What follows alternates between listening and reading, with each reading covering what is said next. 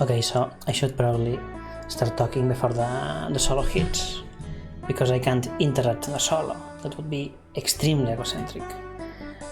Just the person doing a stream about themselves. Ooh, way over everyone. We are here, and we're here with an interesting plan.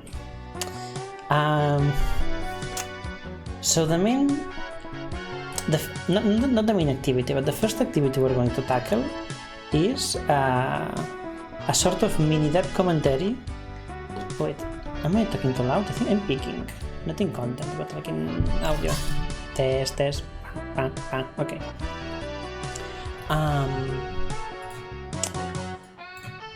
There's a solo. I wanted to do a reply to a review. Well, first of all, let's...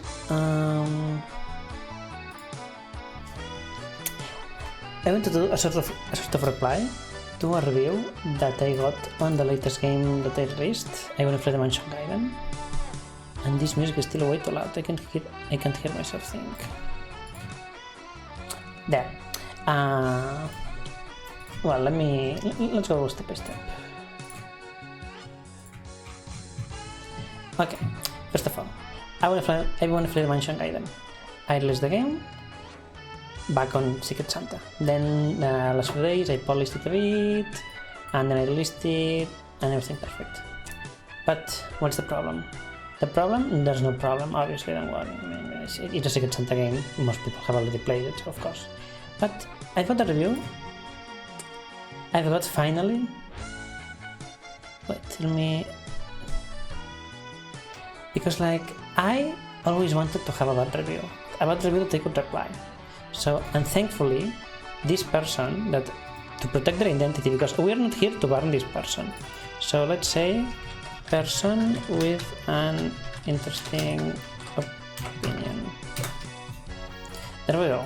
Person with an interesting opinion here. By the way, Lesbian Donkey Kong. Amazing username. Hey! Well, and then here there's a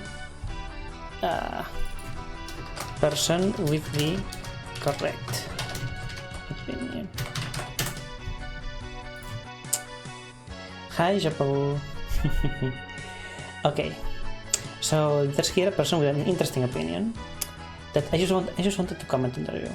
Again, I'm not here to criticize them. I'm not here to say it's an invalid opinion, although the 0.1 rating is maybe something that, well, I mean, I'm not saying it's wrong. Yeah, let's put, this is going to take a while, so let's put the Quiero bonito Christmas mix.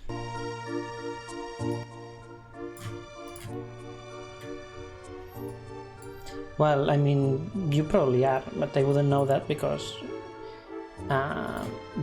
you didn't leave a review. Only person with the correct TM opinion left a review. Oh yeah, I'm gonna be talking about blueprints later in a very vague way, but I'm gonna warn you. I'm gonna talk about CN 2.5 and I'm gonna talk about blueprints here. I'll warn when spoilers are afoot. Don't worry. So yeah, I'm just using this review as an opportunity to spring into some topics that I found interesting. I actually like having a bad review. It makes me feel like I'm making games that I like, not to please people. So like, good. Then again, the 0.1 is my game. So let's read the review. Again, I'm not criticizing. I'm not here to say this is wrong. And using all of my inner restraint, I will not use my mocking voice when reading this review, so you all can see how serious I am about the fact that I am not laughing at this review. I will put my mocking voice on the rating 0.1, but the rest I will read with a perfectly normal tone. Don't worry. Person with an interesting opinion says, the controls are so over-restrained. The controls are so bad that it makes the whole game borderline unplayable. Edit, since someone else has referenced my review on this. Well, that would be person with the correct TM opinion, by the way. But, hey. I don't think it's necessary for context. I'm not here to read positive. I'm not here to read positive reviews about my game. That would probably be too egocentric, even for me. Edit. There was absolutely no reason to make the movement work like that. I understand that the game is going for a unique approach, but it already is unique in many different ways. I almost said something mocking there. Good, I stopped myself. So making the movement work nothing like in other fan games while still being one is quite frankly stupid.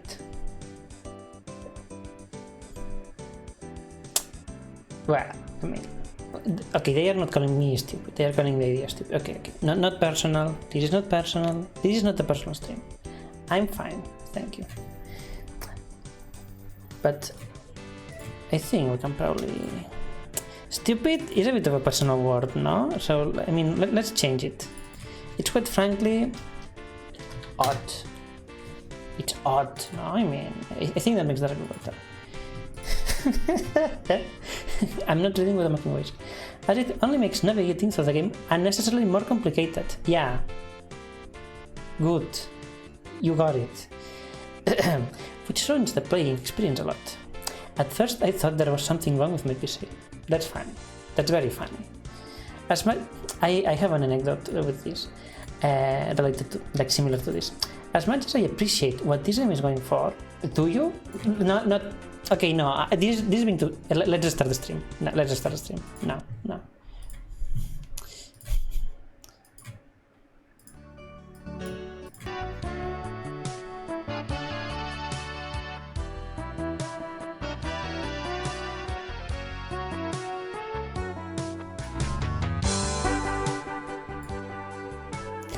Hello everyone, I'm here.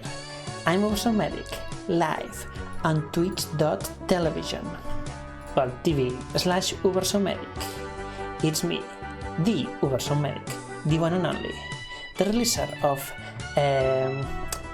fan game June best of game of the year, best fan game of June of the year 2025, future winner of Fan Game Awards 2025. Category not hosted by me, but probably someone is going to host it. That's me, and we're here with content. Specifically today we are going to talk about an interesting review. What? No! Okay. I'm offended. I am offended. How? Okay. So the screenshots got submitted, and I placed this screenshot, okay. But then, thank you, Lesbian Donkey Kong. This is a good screenshot. But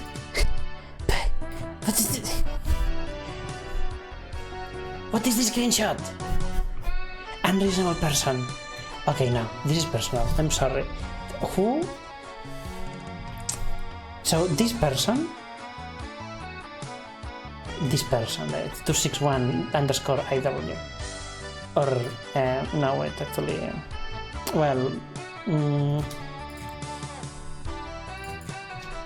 bad screenshot submitted.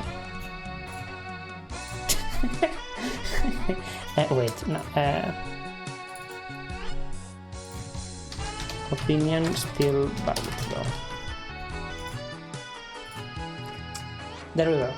If I put this, it's not personal. Actually, it's not personal. I'm not having a meltdown. You are having a meltdown. What are you talking about? What?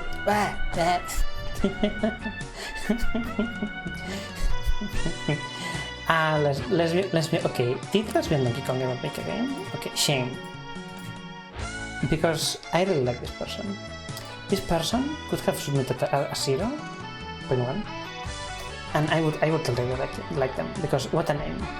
What a name. Thank you, Lesbian Donkey Kong, for existing. And you, bad screenshot submitter, opinion still valid though? Well,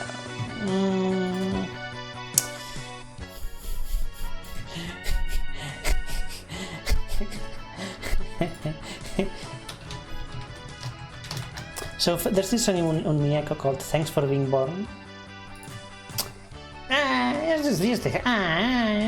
This song I dedicate to lesbian Donkey Kong. Okay, but now we are going to do a non-mocking review of this review. A non-mocking read of this review. And we are going to do it while playing Thanks for Being Born on the background. Because this is a serious reading. That I'm not mocking the review. I'm not mocking.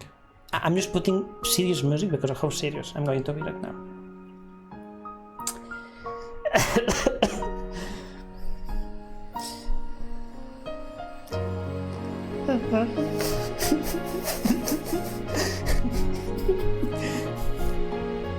Okay, I'm going to lower the volume a bit though.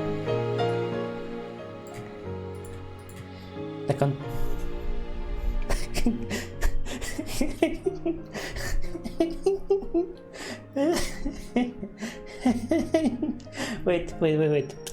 I'm not laughing at the review. I'm just remembering a very funny anecdote. Umineko? Umineko should be crazy. Okay.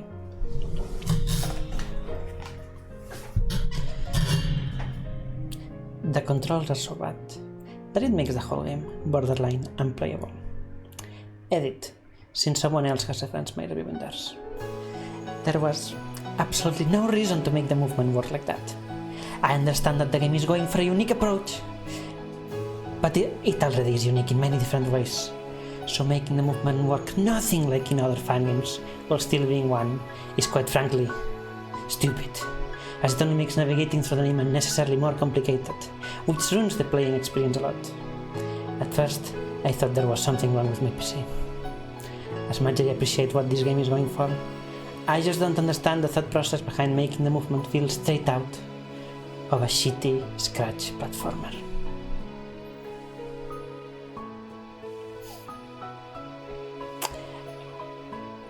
Okay, maybe I do seem a bit egocentric. I get it. If you are all realizing that my stream persona is meant to be a bit egocentric now, go for it. I wouldn't blame you. Okay, now we have been after 15 minutes of stream and everyone just having cancelled me like 10 times.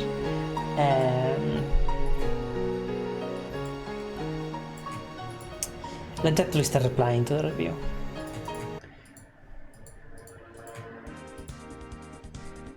Okay, but this is not very replying music. Music to reply. Red. Wayo. Estoy contestando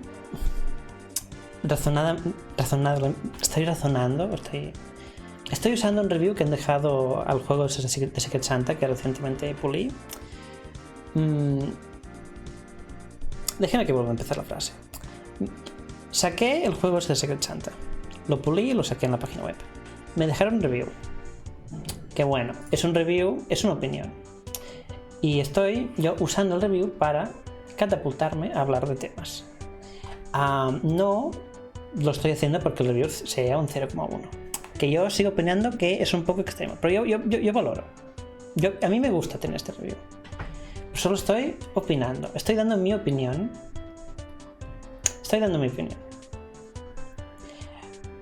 Bueno, te hago la lectura en español, no te preocupes. Hey everyone, wait, Red is here, so let's do the Spanish version of the review and then let's actually get to talking. Sí, mira, un momento, te pongo la música dramática. Los controles son tan malos que han hecho el juego completamente injugable. No había absolutamente ninguna razón para hacer el movimiento funcionara de esta manera. Entiendo que el juego está intentando hacer alguna cosa única, pero ya es único en tantas maneras diferentes. No me estoy riendo del review, por cierto, es importante. Yo respeto el review. Y es tan único en tantas maneras. Así que hacer que el movimiento funcione nada como en otros fangames, mientras aún siendo un fangame, es francamente estúpido, ya que solo hace navegar el juego necesariamente más complicado. Creo que arruina la experiencia de jugar mucho. Al principio pensaba que había alguna cosa mal con mi ordenador. ¿Todo y qué aprecio lo que el juego está intentando hacer? No, claramente no, pero bueno. Sencillamente no entiendo por qué haces que el sistema de movimiento parezca sacado directamente de un plataformer malo de Scratch. Ay, sí. Reitero, no me estoy riendo del review. No me estoy riendo del review. No, espera, eso es una irónica. No me estoy riendo del review.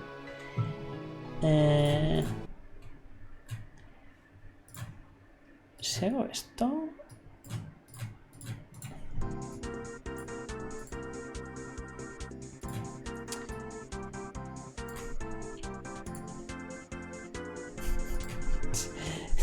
Cero. Sí, es que no se puede poner 0. Así que, claro, 0,1. No sé, diría que no se puede poner 0. Se puede poner 0.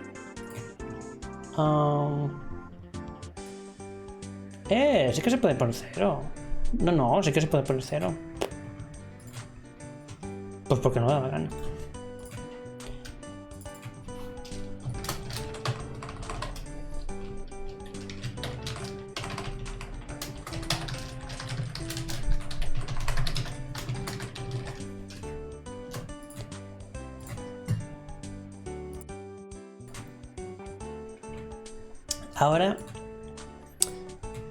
Ahora explicaré, enseñaré, haré un poco de publicidad del juego. I will explain now, I will give a bit of publicity for the game by showing exactly what this means, and I'm going to explain, because I think it's an interesting topic of why I did this.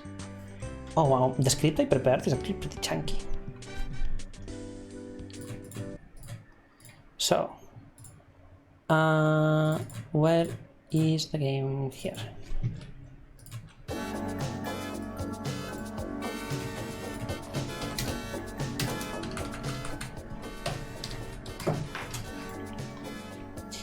I improved on the title screen from the Secret Santa version. So what's the movement system? The intro music is very cool, by the way. So the movement system is basically pretty much straight from La Mulana, a bit more simple, but because this is a game for emanating notorious La Mulana lover, obviously, they made Escape the Manor. So how does the movement work in this game? Again, I'm not laughing at the review, I'm just explaining. I'm just giving a pretext to the rest of the conversation. So first of all, unlike Clover Fan's masterpiece from last December, I Wanna Sit on a Beautiful Tanuki's Tail, it's not Picori full jumping, but there's La Mulana jumping, which means you can jump at different heights, you can still double jump, you can jump to the side. What's the thing? When you're midair and you start jumping onto a side, you can't turn around. Do you see that I'm holding the other direction?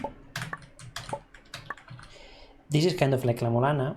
In La Mulana, a bit more simplified, because in La Mulana, if you held onto the other direction, you went a bit slower. Like you could, instead of moving at full speed, you could go slower. And then if you want to do more precise movement, you can neutral jump. And when you start falling and you're not moving into a direction, you can actually like turn around. Again, like La Mulana. So like this is it. And like the first jump is in purpose made a bit for it to be a bit hard to do, but it's like you put yourself here and you double jump and you jump here. Or you can also just do this. From the screenshot, I guess the reasonable reviewer, again, reasonable, actually wasn't able to manage, didn't manage to get past this room, which I still think it makes it a bit of an unfair review, but hey, I'm not here to say if the review is fair or not fair. I like having the review. So, this brings us to the question. Why did I make the movement work like this? Let me get to a place with...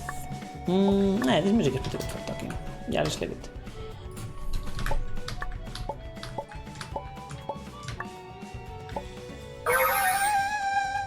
Ooh. Okay, the sound volume doesn't change. Reasonable.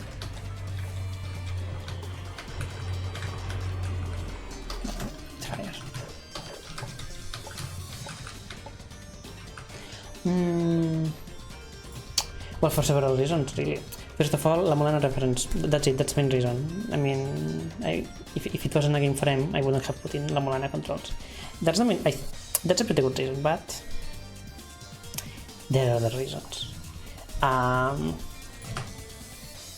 First of all, I wanted to give the game a unique movement to figure out. Also, I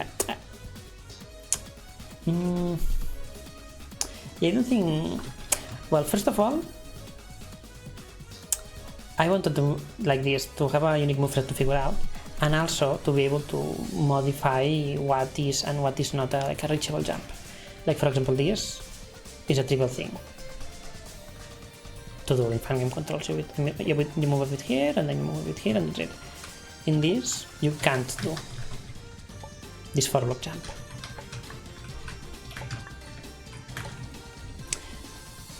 Which allows to make for like roomier screens like this. Then third, the movement being kind of unwieldy gives rise to comic situations. Like for example, you're trying to move this, or like classical. What's the classical situation? You are in this room. You want to push this block.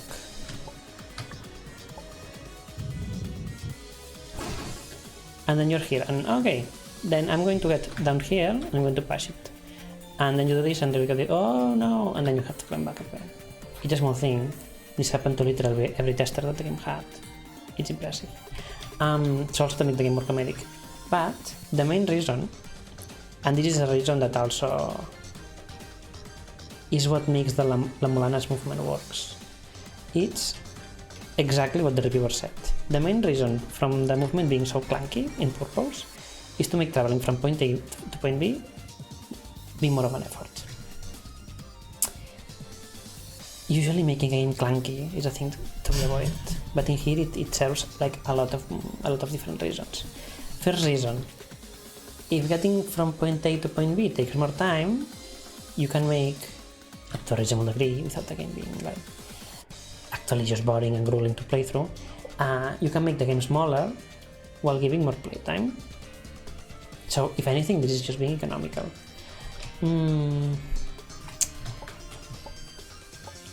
But then that's the first reason. The second reason is to encourage the player to knock things down. Basically, maybe the starting puzzles of this game can be solved like pretty much memorizing everything, but at least the final puzzle, it's the final puzzle is something that you have to plan and you have to map everything. So like I'm basically, if you make it harder for people to wait, let me explain, because this game has oh no, 0.1. It's spiteful sometimes. So I have these tablets around and they have information. So like if you make actually getting or rechecking the tablets harder, eventually people are going to get the point and are going to start knocking down things.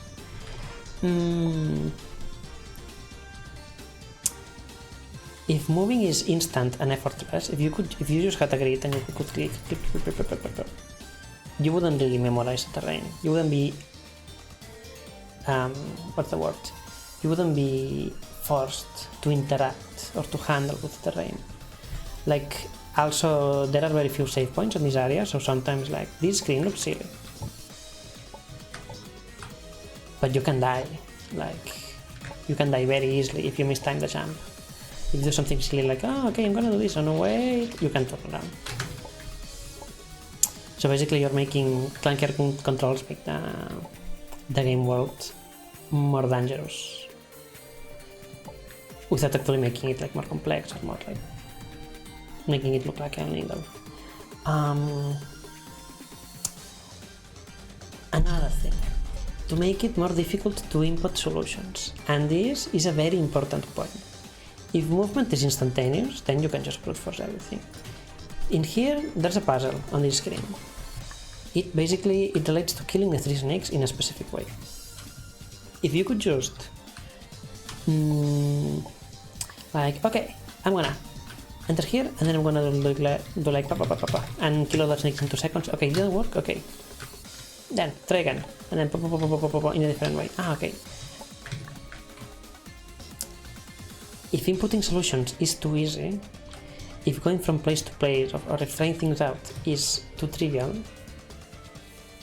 then that means that you can eventually just brute force solutions. And in a puzzle game, that's pretty bad.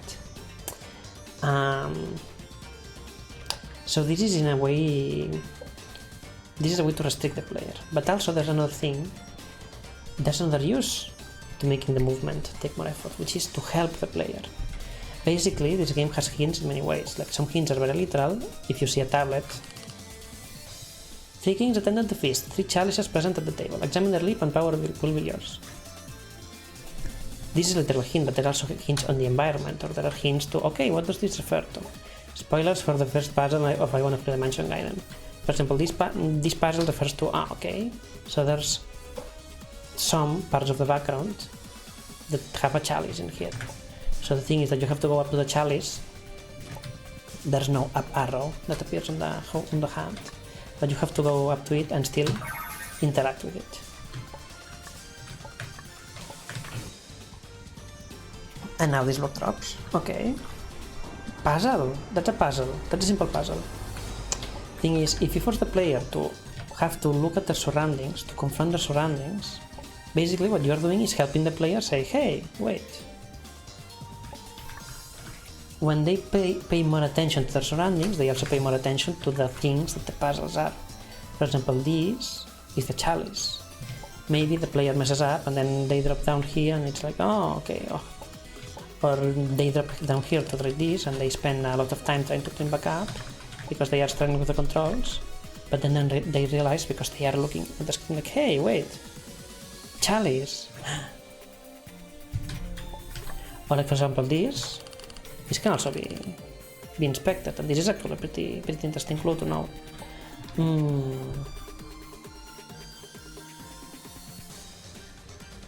I think that's enough reasons.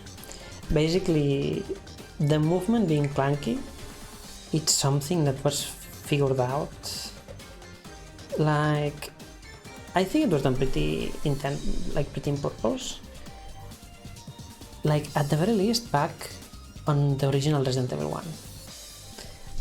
Resident Evil 1, the game is basically, you have to, even if you know it, the game is take object A to point B, to get object C, to take it to point D, and eventually you just finish the flowchart of things that you want to have to do, and you finish the game. But on the hallways that you want to traverse, there are enemies that you have to expend either health items or ammunition to get rid of, or some ways lock themselves eventually, or they fill with enemies as long as, like when you progress the game. So like there's the puzzles, and then there's the thing connecting the puzzles. And if Resident Evil 1 was DMC, had Devil May Cry controls, then it wouldn't really work, because then traveling from point A to point B to check on clues, or to check if an item is correct, then that would just be a core. But instead it's like a decision, a gameplay decision. Even saving is a decision.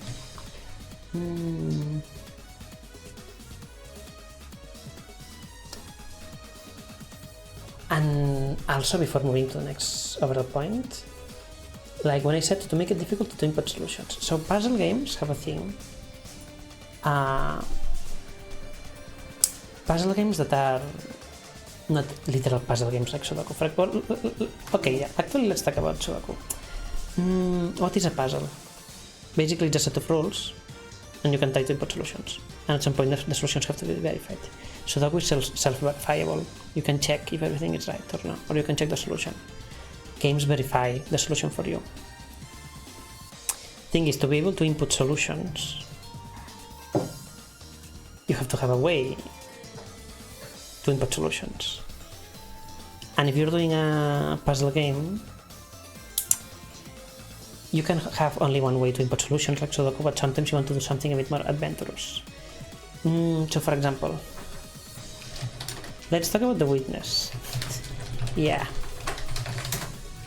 for a bit, then we'll move on to blueprints. The witness, how do we input solutions? This, it's just this, it's literally the circle and the line. That's the only way, mostly. No, yeah, it's the only way that you input solutions. But then, because the game gets spicy, they go, okay, this is how you input solutions. And I'm not going to refer exactly to the twist of the witness. If you know, you know, but then the game goes, okay, so this is how you input solutions. And they run with it to the end. And they convert this simple way of inputting solutions into actually a very complex way to input solutions. And that's why people still talk about this game.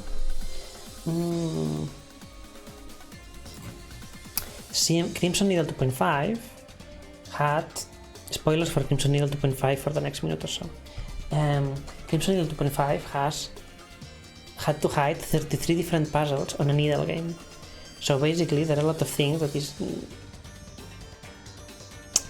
Well, Crimson Needle 2.5 is incredibly cool because of a lot of things, but specifically because they managed to find out 33 actually pretty different ways to hide solutions that don't seem to have too much overlap between each other. Not all of them are explicitly hinted. Some of them can be only reasonably done by the average player. Well, they can't be done by the average player, but most of them can only be done by the average player by the whole community, as it was on release, and as it was intended and designed around doing it. And if you're not in Master Maxify, of course. But that's the thing, a game has to have ways to input solutions. So, how does transition? I was sharing the witness screen, right? Okay, I hope so.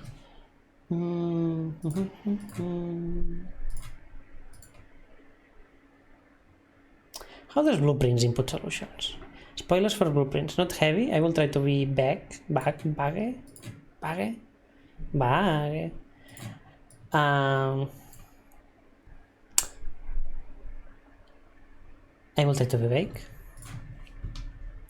I will start a new game to not do anything too ridiculous. So, the blueprints. This game is a game that the volume of I have very low, so I should raise it. That's it. That's the whole game.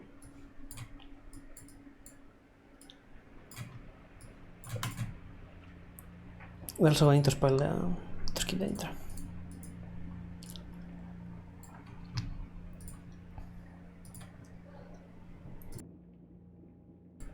Nah. So what's the blueprints? And this is very generic. Oh yeah, I still don't have the pause menu. Basically, you're in a house. You get this letter saying, open only in the event of my death. Simon, blah, blah, blah, blah, blah. Simon, I'm your uncle, I think. And I chose you as my heir. And you have to reach room 46, basically, and blah, blah, blah, blah. You have to reach floor 36, which is beyond the antechamber, if you want to actually inherit the mansion. And this game is a puzzle game. I'm just saying this is a puzzle game, but it's also roguelike. Because at the start of each day, the whole mansion gets reset. And then when you are going to enter a room, you get offered 3 rooms. Bedroom. Whenever you enter this room, gain 2 steps. You have 50 steps. Each time you enter or exit a room, or you enter a room rather, you lose a step. Closet. This one is close. Set. But it has 2 items inside or hallway. This one is it doesn't do anything special, but look, it's T-shaped. So basically, this game reinvented Carcassonne, reinvented Saboteur. So, for example, if I grab the bedroom, it only allows me to go into another single room, but I can travel through it freely, because whenever I enter it, I gain 2 steps, and when I exit it, I lose another step, but I already gained it, so... Okay. Basically, I'm step neutral. Closet items, but it's completely closed. So basically it's going to be very hard for me to reach the right side of the mansion. It's a 9x5 board, by the way. And the hallway doesn't do anything for me now, but it allows me to see more rooms. I don't want to close my path here, because then that's it, that's the end of the day. You can end the day at any point, and when you end the day, you start the next day in the entrance hall, and the whole mansion has reset, apart from the antechamber, of course. So, okay, let's do hallway. Okay, for example, then it gives you a gem, and it's T-shaped, so this is a very good room. Guest bedroom. Oh, it gives me a lot of resources, but it closes it.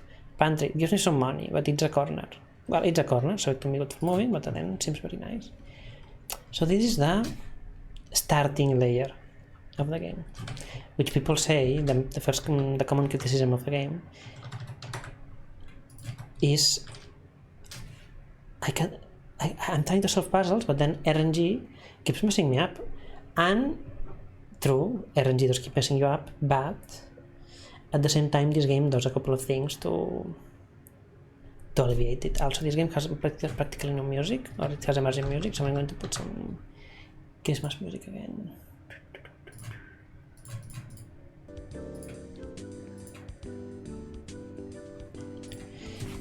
This game does two things.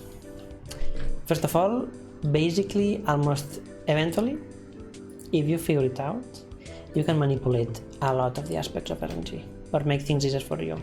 Like, first of all, there's an item, it's a very like a consumable that you can use once to reroll the rooms that you get. So, all of the 3 rooms screw me over. Okay, just reroll. Kind of like Vampire Survivors, that eventually you get so many rerolls and skips and everything, you can just literally make the build you want every single time. Kind of like that. But you're not going to have it at the start because you want to make a sense of progression.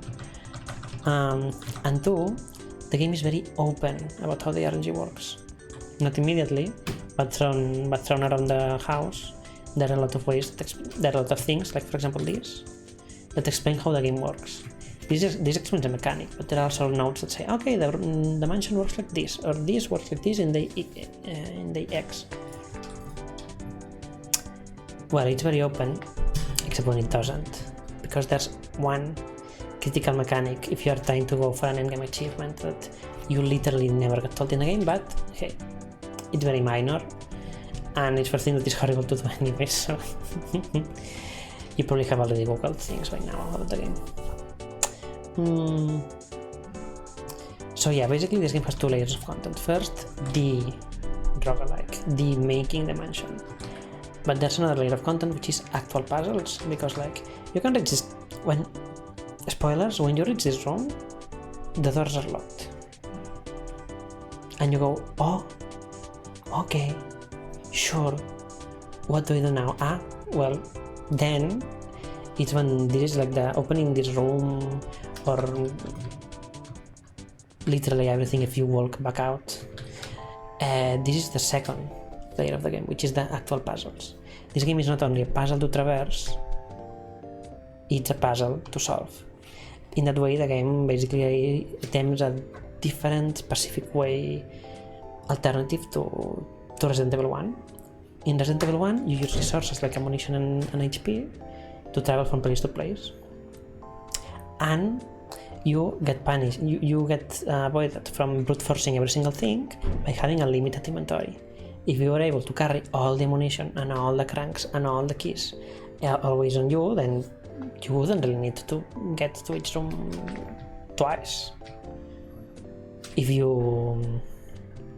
Unless the game tells you so, or like unless the game forces you to revisit it.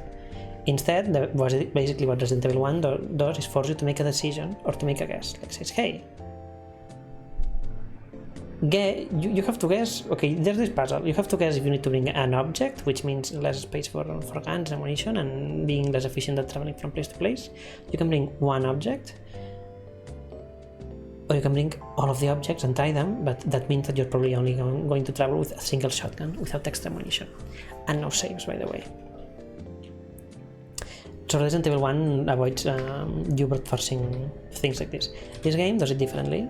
It doesn't have combat, but it has the step system. So every time you travel to another room, point 49. And this game loves hiding close in plain sight. Yeah. But basically what this game is trying to do is you get limited from brute forcing everything by one, having to confront the roguelike aspect of the game, the building the mansion, and two, even after you have made the mansion, you still have to be careful about your resources. Or there are items. Okay, for example, let's see if we get an item that, or like for example, there are two items. This is the reroll item, but there are also objects. You have an inventory. This inventory is whenever you first enter each bedroom with this item on your inventory, gain 5 steps. But then there's also a shovel, or there's a hammer which you can use to break things. Like there are more practical objects. So maybe a puzzle is take the hammer to another place, to this room, so you can break this object. The puzzle is you need the hammer and you need this room. But this is not going to be the case every single time. You have to manipulate. You have to go, oh, there's a shop. I'm going to pick the shop because I want the hammer. And I'll have this other room. I already have this other room. Basically, this whole game is about I want puzzles, and there's a roguelike. Yeah, it's cool. But actually, the roguelike is avoiding you brute forcing everything.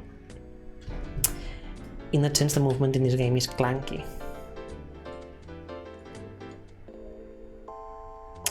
And in the way, I think this pacific approach to making a world filled with puzzles is actually very intriguing. And also the game just keeps going, by the way.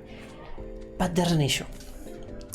Well, no, I'm still not going to get to the issue. There's an issue, but I'll talk about it later.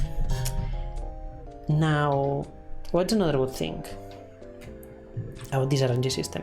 Because the clues are always hidden in plain sight, are like, well, so commonly hidden in plain sight. The fact that you're forced to sometimes pick a specific room, for example, nook, like, oh, this nook is good because it has a corner. The fact that you're confronted, like, there's not a critical path from going to A to B, but it's like you have to travel through different rooms. It means that it's an organic way to give the player, to force the player to relook at things that they might have forgotten. Like, for example, oh, this room, is there any note here? Well, I think there was a note, but apparently there's... yeah. Oh, as you're not worthy. As you continue your adventure, you may want to consider getting something to scribble down your notes and observation. Oh. Well. No, I actually never noticed this. I should get a... Ay. Sí, explico. 8, yo, José. Sí, estoy hablando de un review que dejaron a... no lo parece, pero estoy hablando de Bueno, bueno, estoy comentando un review que me dejaron un juego que saqué. Estoy hablando de Blueprints. En 5 minutos acabaré y volveré a jugar a... No, que me pondré a jugar a Bueno después de esto. No estoy jugando este juego, estoy haciendo en respuesta a un review. En 5 minutos acabo. Pero puedo jugar otras cosas. Eso, José, en 5 minutos vuelvo a Bueno, no te preocupes.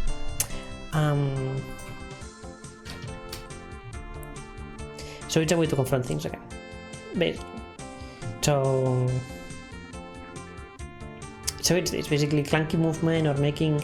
Like this game, if you had all the rooms at once, well, yeah, I mean, you could still do the puzzles, but it would be nothing new, and probably the puzzles would have to be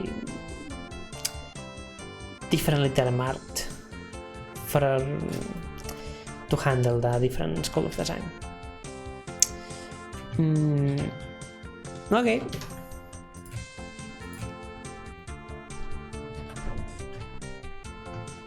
That's it. I was going to talk about more things, but I don't want to spoil too much of Blueprints. Bueno. No quiero parecer demasiado hater, demasiado egocéntrico, pero bueno. Sí, mira, bueno, por los que habéis llegado ahora.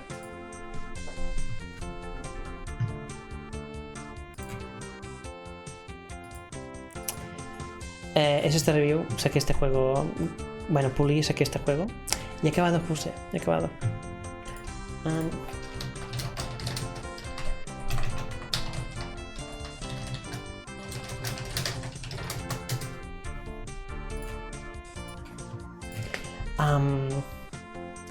Hice para Secret Santa este juego, inspirado un poco en la Mulana.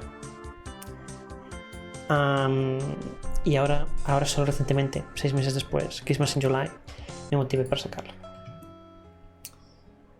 Y he puesto un 0,1, que, por cierto, y estoy orgulloso del 0,1, he de indicar.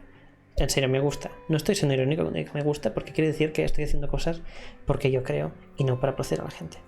Eso es guay. Me hace sentir artista. Pero el review dice esto. Los controles son tan malos que hace todo el juego prácticamente injugable. No había absolutamente ningún motivo para hacer que el movimiento funcionara como esto. Entiendo que el juego está intentando ser único, pero ya es único de tantas maneras. Así que hacer que el movimiento funcione nada como otros fangames, mientras que aún es un fangame, es francamente estúpido, ya que solo hace navegar el juego innecesariamente más complicado, que arruina la experiencia de jugar el juego. Al principio pensaba que había una cosa mal con mi ordenador. Entonces, ¿qué precio lo que este juego está intentando hacer? Sencillamente no entiendo los motivos por los cuales el movimiento parece sacado directamente de un juego de un plataformas cacoso de Scratch. Así que yo estaba explicando los motivos por cuales el movimiento parece sacado directamente de un plataformas cacoso de Scratch.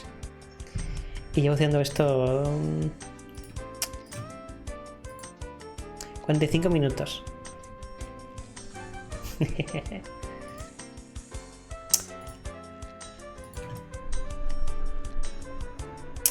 Bueno, sí, el 0,1 sí que... El 0,1 no estoy de acuerdo.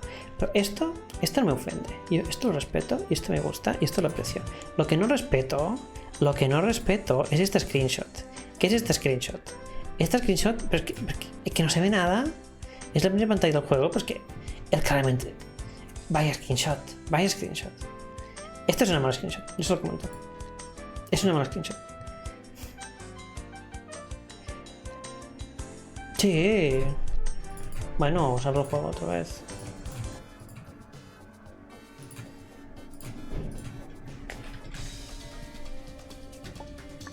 Estas son las primeras pantallas del juego, no es un spoiler más grande, no os preocupéis.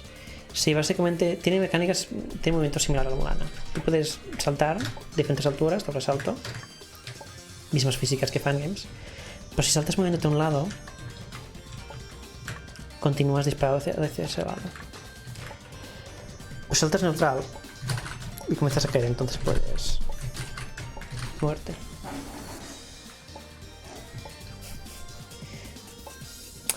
Es un poco más simple que la Mulana, porque la Mulana, si quieres moverte en la otra dirección, te frenas un poco. Pero también este juego tiene una sola sección de plataformeo. Y ya está.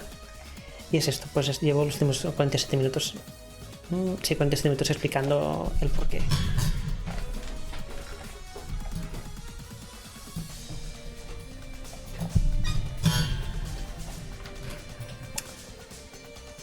Solo tiene 4 reviews el juego. Eso sí que es fácil. Al menos he puesto un review. Ya está. Eso ya es mucho. Además, este juego que es que tiene muchos reviews. Y todos son 0. ¿What? ¿Qué es este juego? Que tiene 9 reviews. Todos los reviews son 0. Ahora estoy intrigado. Un momento, voy a traducir el título. Google Translate. Lo voy a traducir a...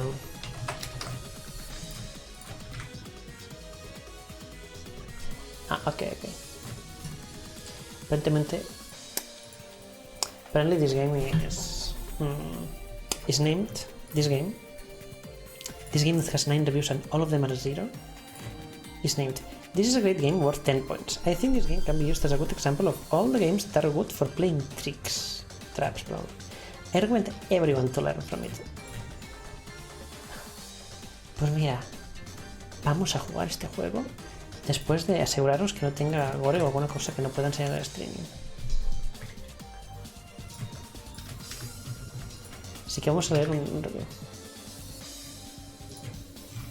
Sí.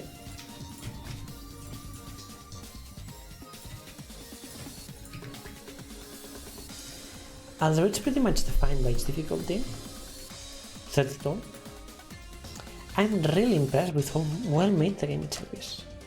The energy of the evasions, the pacing, the attack deployment, everything is amazingly great. The game isn't perfect, the RNG is pretty ridiculous, like the hard vocaloid battles, but for the most part it didn't bother me that much. I guess I got lucky, but the unreasonableness of Chorus 2 can be really frustrating if you die multiple times.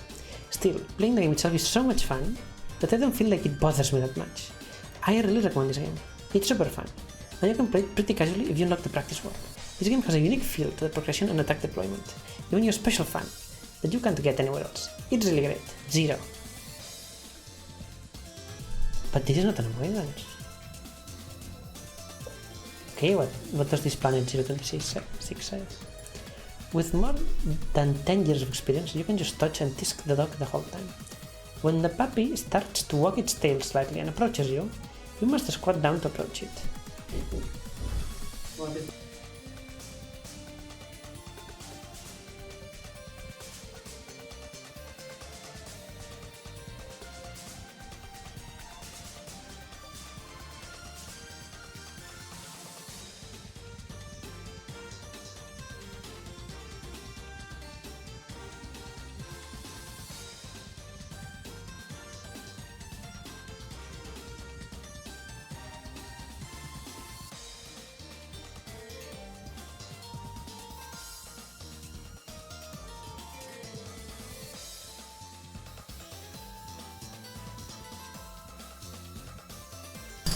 Okay.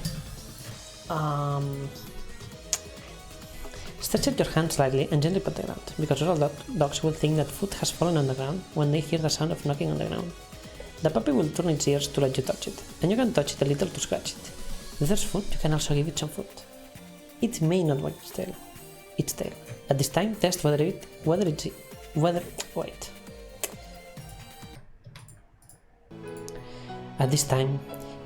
it is afraid or not. You just need to stand up slowly. If you stand up and the puppy does not run away but still wags its tail, it means you have succeeded. You must see it every day. Once it is familiar with you, it will be very clingy. This still has not explained that. Okay, this one has probably played it, come on. Oh, finally! This has some of the worst gameplay of any fan game. The atmosphere is decent, but that's the only good thing about it. The platforming is boring and uninteresting. The traps are frustrating and pointlessly difficult at times. The bosses range from boring to awful, and while it clearly has potential and fits the theme of each level well, there are... Sí, no lo pienso jugar, no dudes. Has potential and fits the theme of each level well, there are very few enjoyable moments, and it was just painful most of the game. The audio balance is also the worst I've ever seen. I would not recommend this game under any circumstances. Hostia. A ver, Mujica. Takayasu. Do you like rock music? You say you do. When you say you don't want to be here, then your thinking is outdated. Look at this game. The sound effects are 100 times more powerful than rock music. I'm Kurgan Toha. I'm totally on fire. You say this game is rock music? No rhythm or sense of rhythm. Just ear-splitting noise. What else does it have besides being loud? A boring gaming experience, with thorns flying everywhere. It makes you sleepy while playing.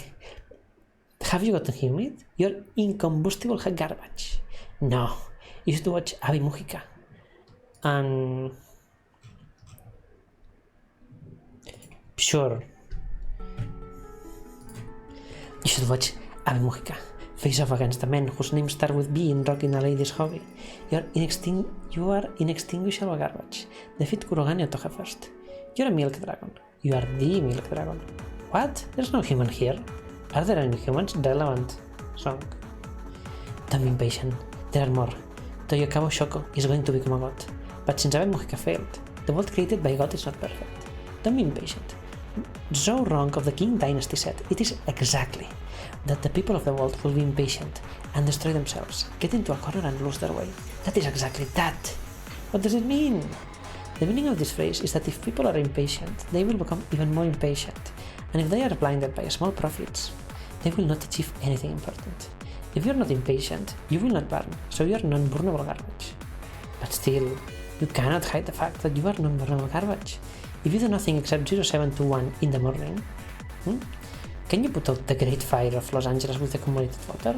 It is obvious that you cannot put it out. You are non-burnable garbage. Oh, to rich ladies, is your desire for 0.0 nothing other than love? Well, good day to you, everyone.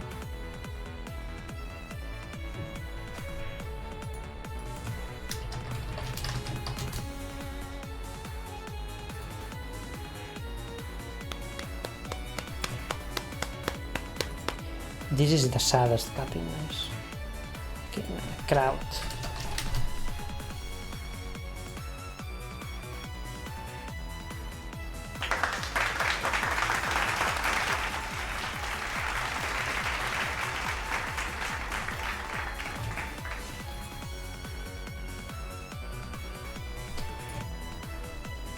You are, remember, if you're feeling down and you feel like nothing is going your way,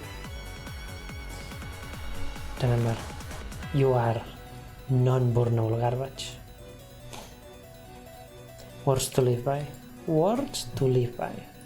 Okay, we've been talking for an hour and we have still not played a fun game in this stream.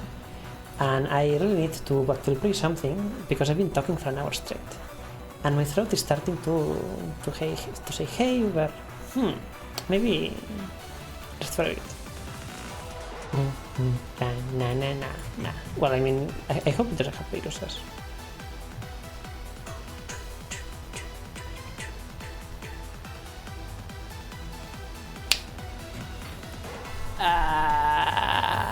This one?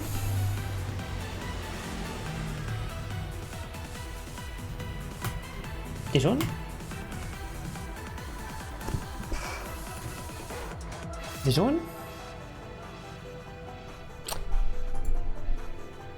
Oh.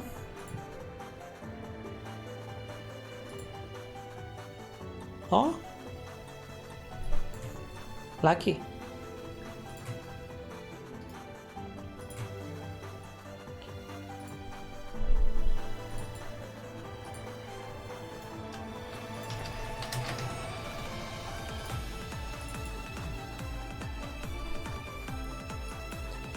Goodbye, Beatrice. Whee. Okay, I'm going to mute the desktop audio for a bit. Just in case.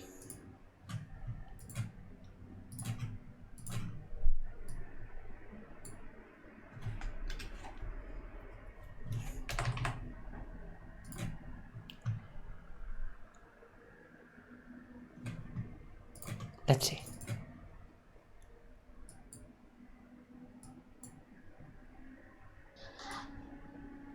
Oh.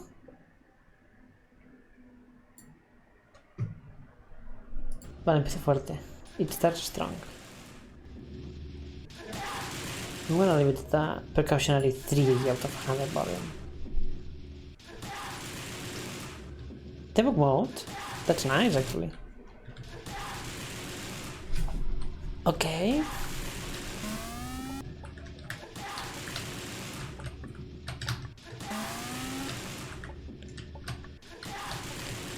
I mean,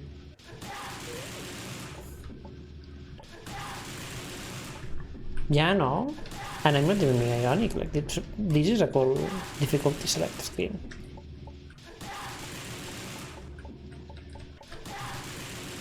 It reminds me of Mumu's stage, where, like, the tiles don't represent the solids, but they represent an approximation of the solids. Like, this is cool.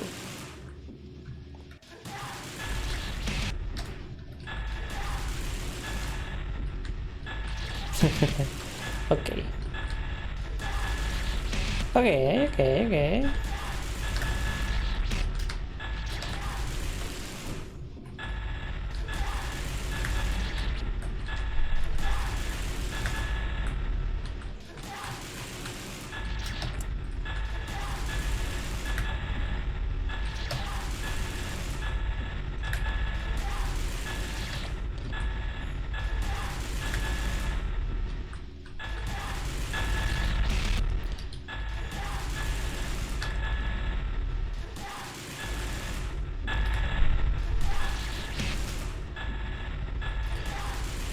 I'm gonna have to... Me alegro que no lo sea. Pero este pasillo, lo primero que pienso es que va a ser RG o Sky, en cuales no quiero intentar. No lo es, pero eso habría sido muy valiente.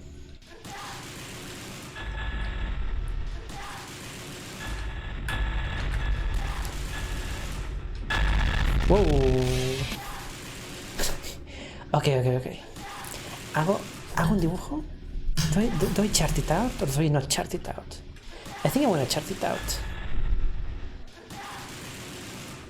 Actually no, it's going to be funny if not. Maybe.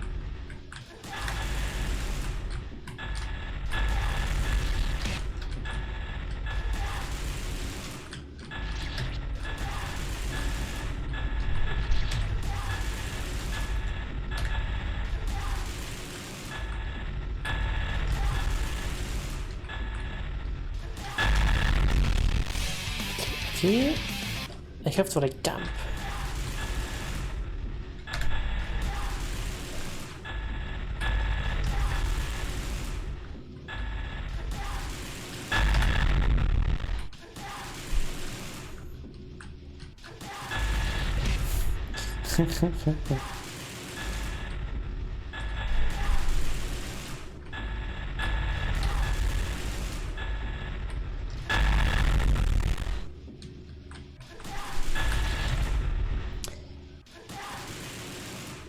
Me recuerda un poco ese juego.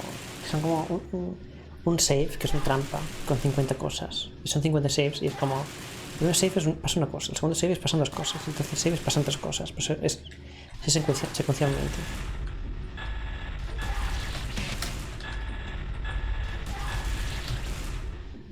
Sí, eso. Exactamente eso.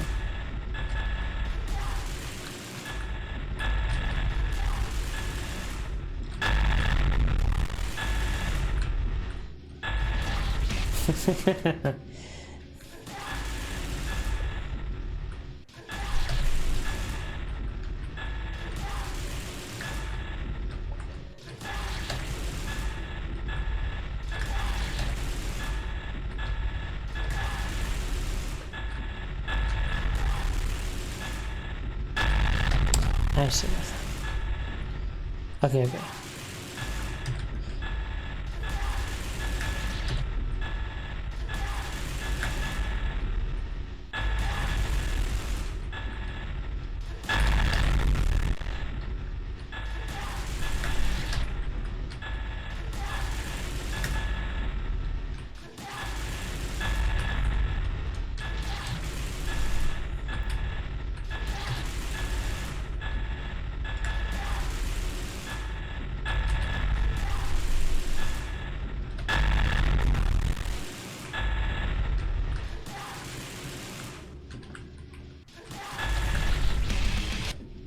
¿Esto cómo se esquiva?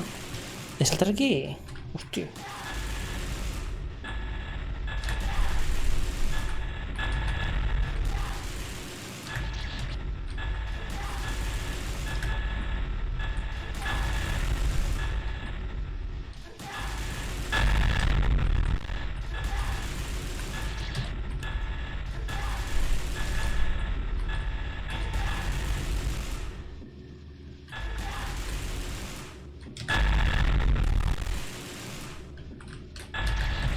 Ah, no, este era... Memorizarlo todo es difícil.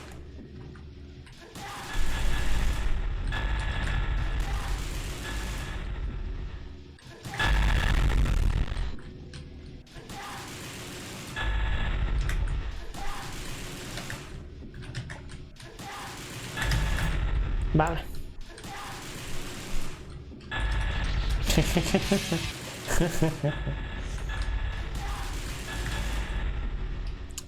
People are a bit haters. I think that's my conclusion. Okay. So then, first two baits. The jump. Baited a bit before. Then this. Baited from downwards. This one is jump. Ah no, this is the slightly diagonal one.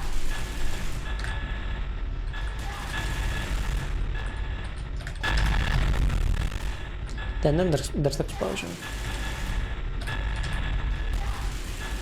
this one, explosion, this.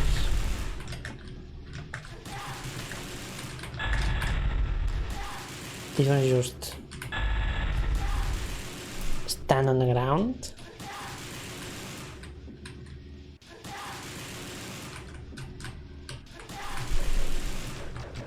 Yeah, the woods are big. Nice. Now, okay.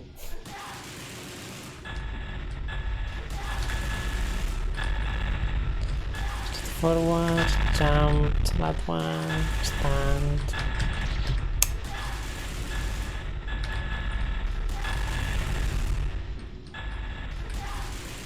Out one, stand still. This one is just forwards.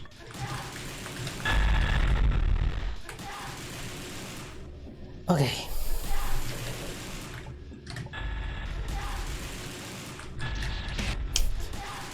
Ambushed.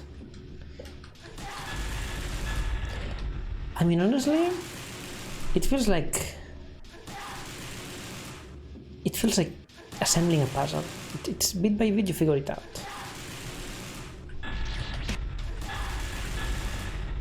Am I being very generous towards this game so I can be a hipster and give it like a good review or something? Yes. So far, I'm gonna give this game a good review.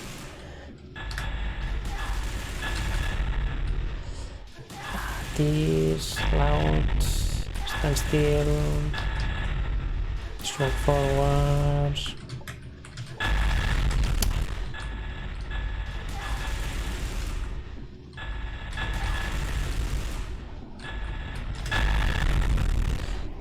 Stand still, forwards.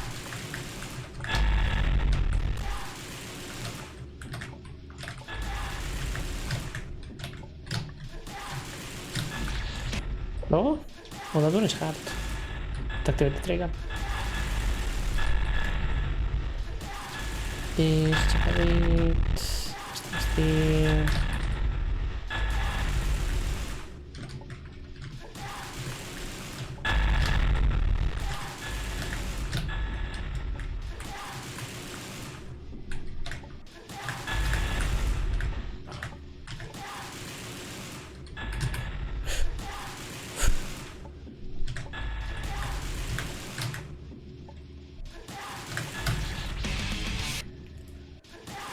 Okay, but there are a lot of objects left in this room.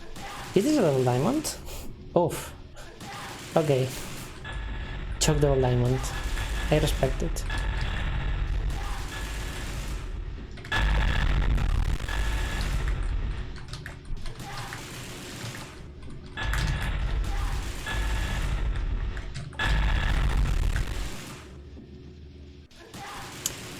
Oi. No. Now... choke double diamonds are just a thing that happens. There's no going back.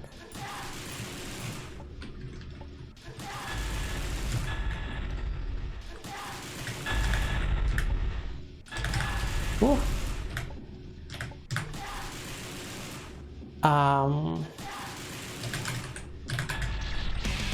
Okay. I don't remember exactly. It's this.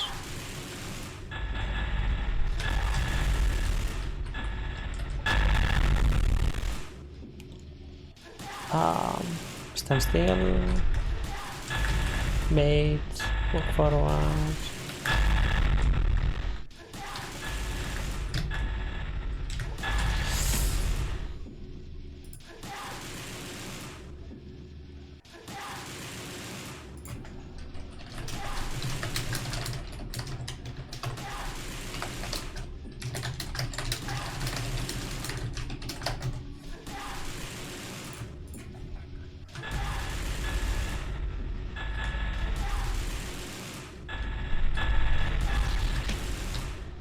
Oh yeah. Completely forgot about that.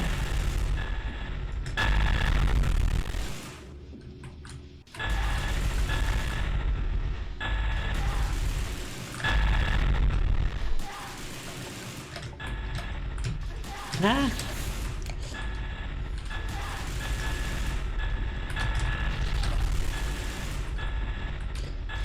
There's something really satisfying about defusing all the traps, like, in a very efficient manner.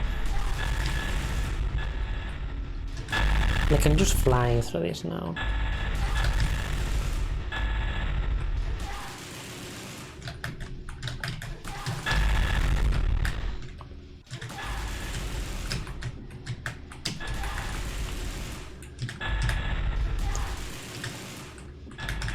Oh.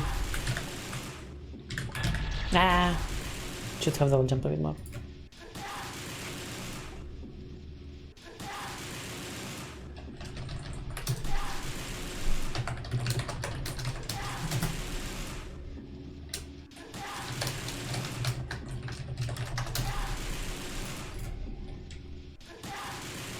I think I'm gonna have to do that double diamond. Well, hopefully it's not a double diamond, but I think I will not have to do a single diamond. The loud one, stand still. Come on, speedrun.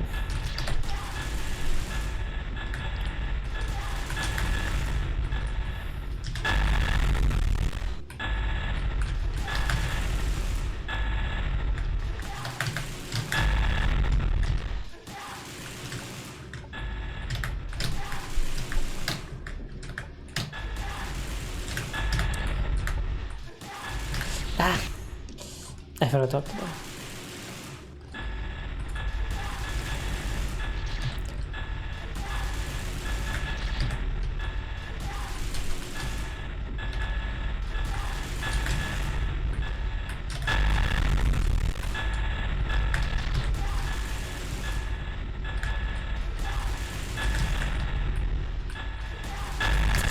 Forgot to jump.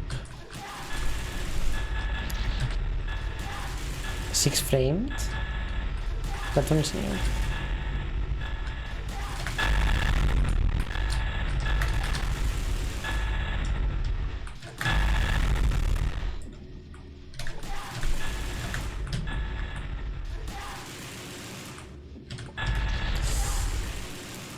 What if I just do the height jump there and that's it?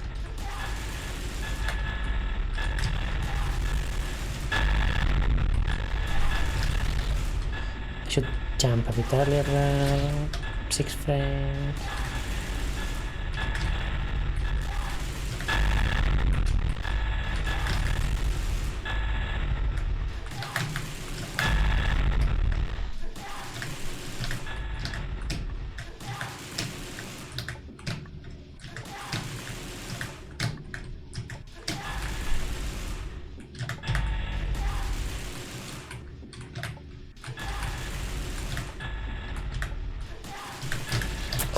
Okay, just double jump immediately.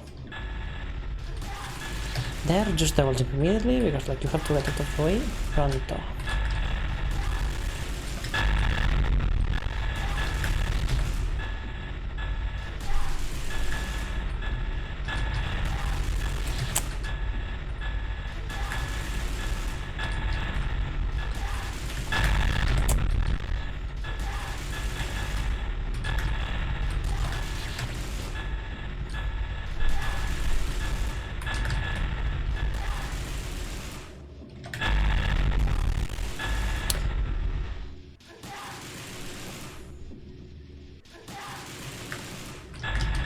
I don't know how annoying the stream is to listen to, because like I like crunchy things, so like I don't mind it.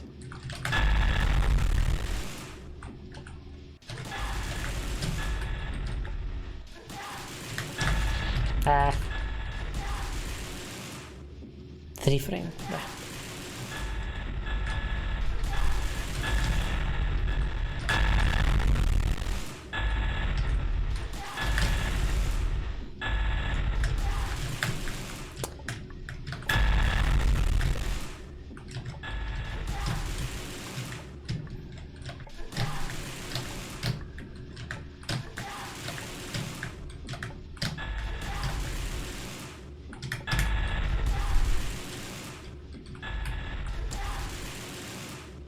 If I jump here, I can just defuse the apple more safely.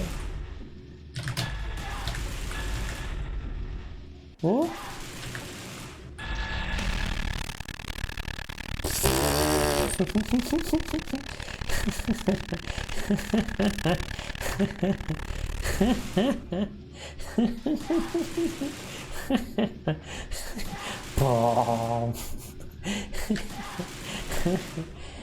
Yeah, I think what this game needs is a sound gate.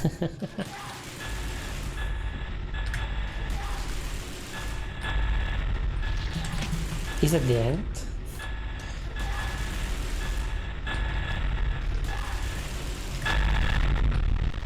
I mean, that's funny. The game's audio just blowing up, literally. That's funny.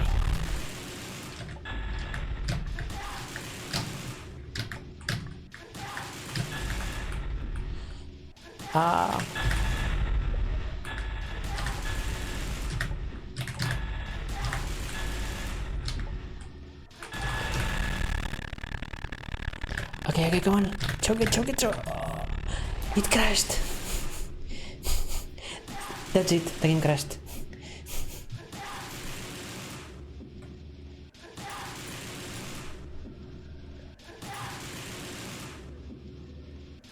Well, I don't think I can actually show it myself, but it crashed.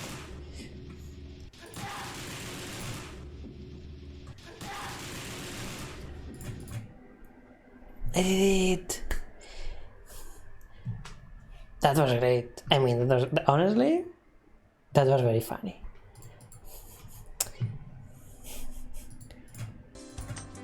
Am I saying this because I'm a hipster? Yes. Okay, chat, we have a decision now. This is a game that has give me a 10 on the title. And this game has, across 9 reviews, a 0.0. And this is a stream of worrying too much about stream score, about delicious fruit scores, clearly. So I'm gonna do a poll.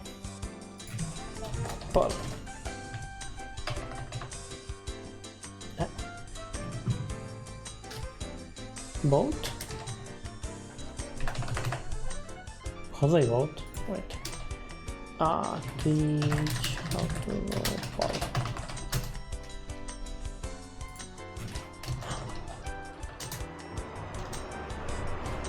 Wait. I can only do the poll if I'm an affiliate.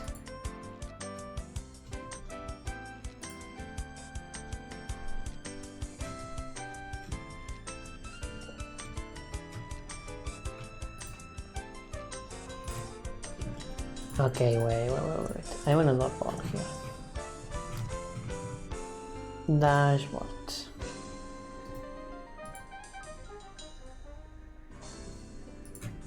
Start the stream, probably.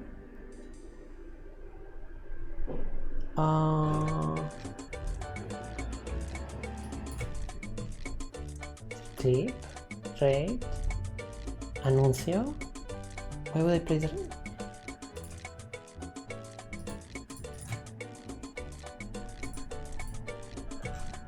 Yeah.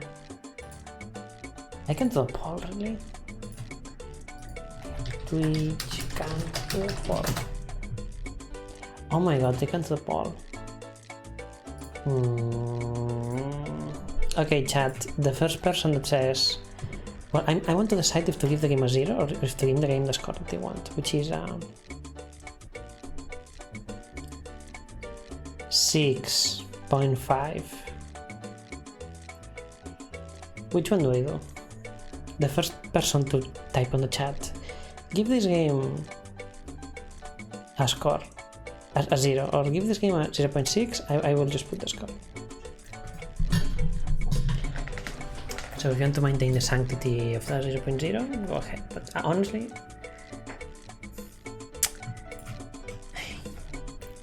I'm gonna give the game a 6.5, and I'm gonna ruin the 0.0.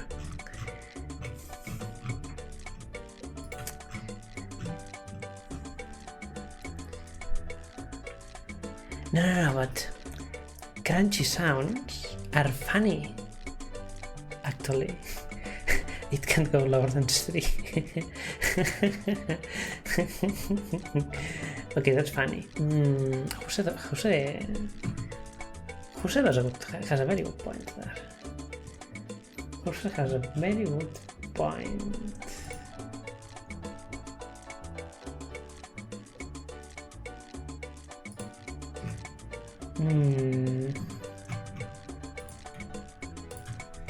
Okay, first let's set the review. Difficulty, yeah, 30. Tags, trap. And we'll also submit a screenshot for the game because we're nice like that. Short, yeah, I mean it's just short.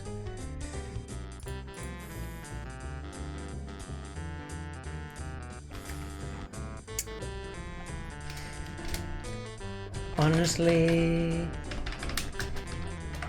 I kinda had a lot of fun with it.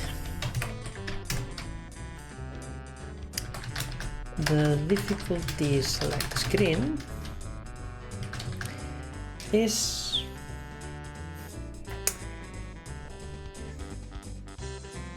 inspires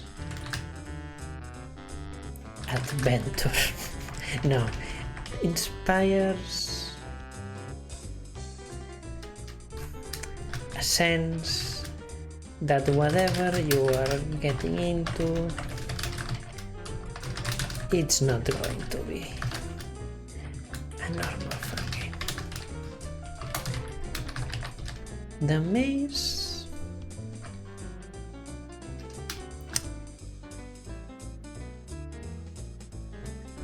is constructed in a way where, while the tiles don't match the solids, they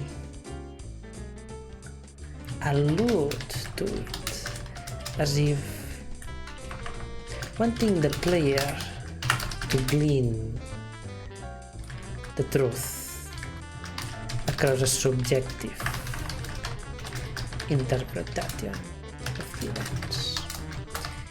In that sense, this hits the same notes as Mumu. Well, I guess now it's Yud, no?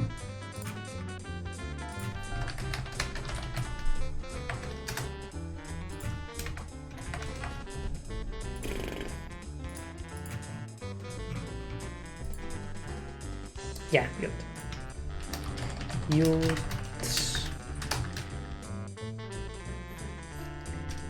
And Umineko. Sure.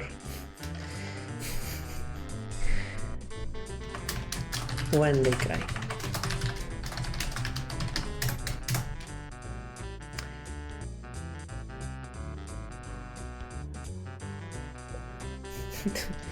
As some of Yud's work, the single screen that this game consists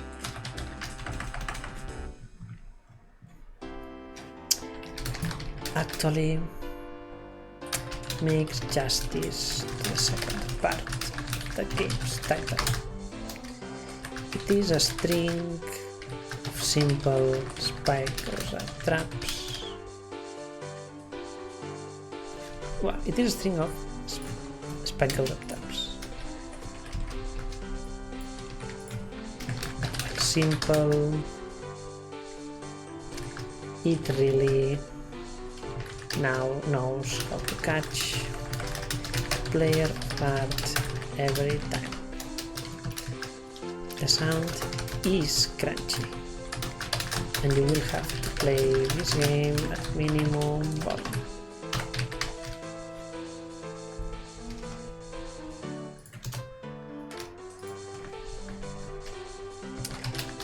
The payoff of the last trap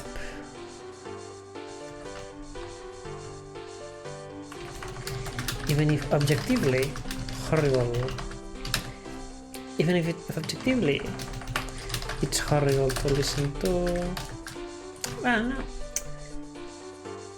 But even if objectively it's horrible to listen to, Stacked, peeking, fan game, traps effects is a trope not well established.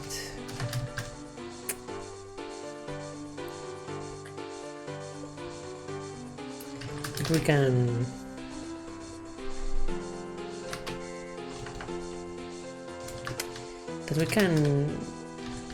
interpret this game as making fun of it. To support that, the last trap of the game outright.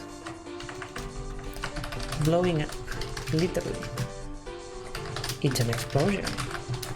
And figuratively, well, blowing up in two different ways. Well, blowing up both literally and your headphones is a fun joke.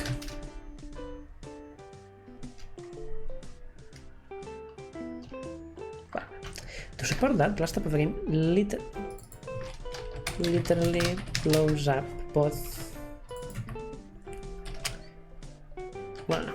To support that last step of the game blows up literally and on your headphones. It's not much.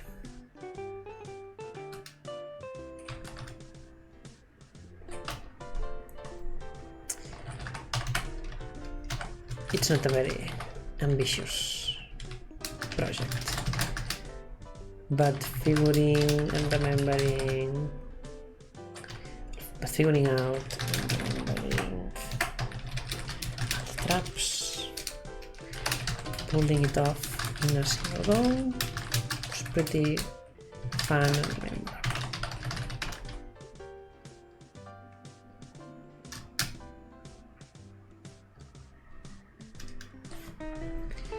$6.5.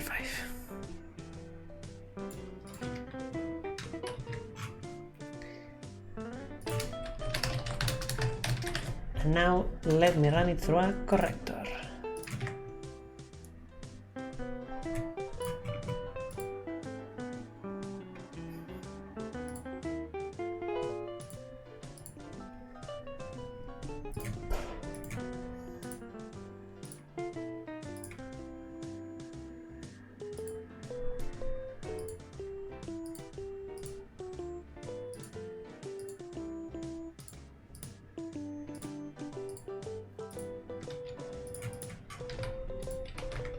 There we go, corrected.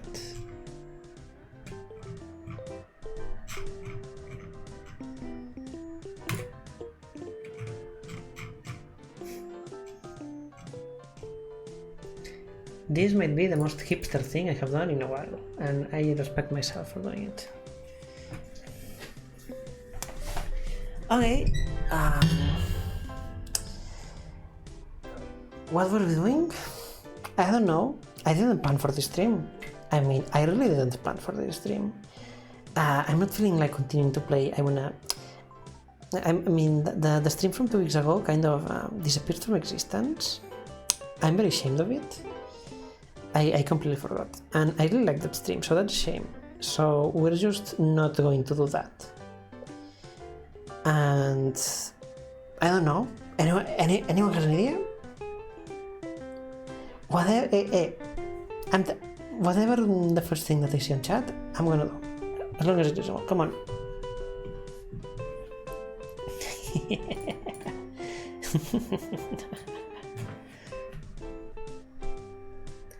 And if no one puts a thing to do in like 30 seconds, I'm just going to decide myself.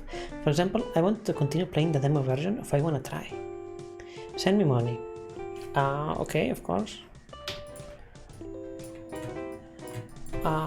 Money emoji.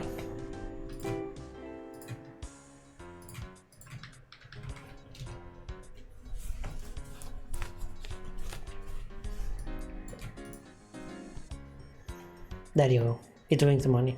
Oh yeah, I wanted to send a screenshot, of course.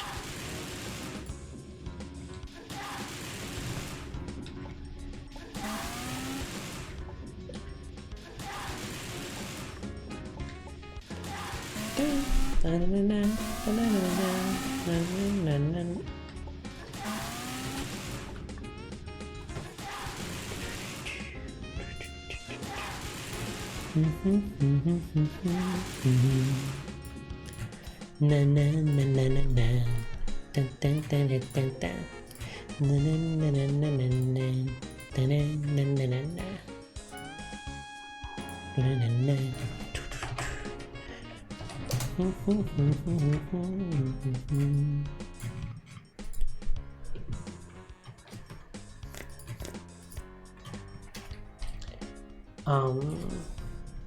If then.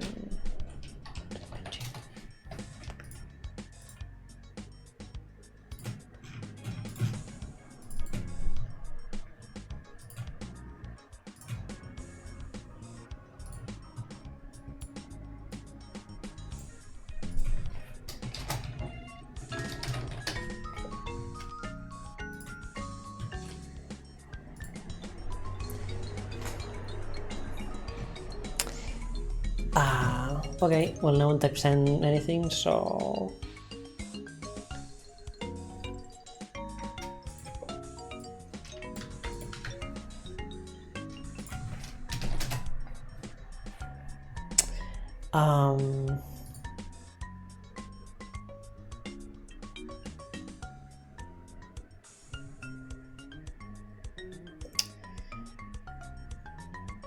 You see, like, there's a lot of information here, but you're not seeing much, actually. Like, who made these games? I don't know. What are these games? What are these games? I mean, breaching, having to play game by game, this is a lot of effort. I mean... Okay, then I guess we're just gonna play I Wanna Try. I think that's a pretty respectful thing to do.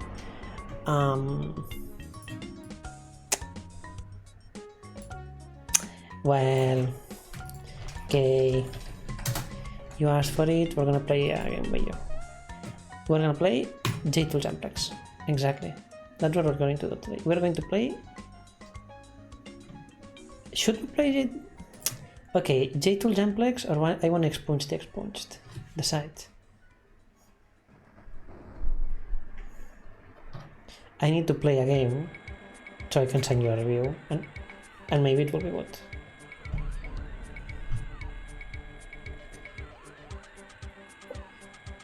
Well, clearly this one has the highest score. Okay. I'm bad with Spooky, by the way. And Sega Santa game for Twisted P. Horror game featuring SCP. Yes. The game is open source here.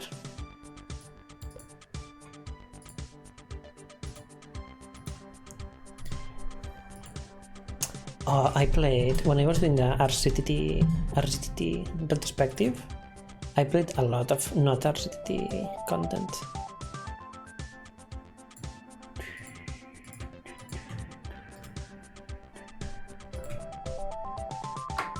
$5109.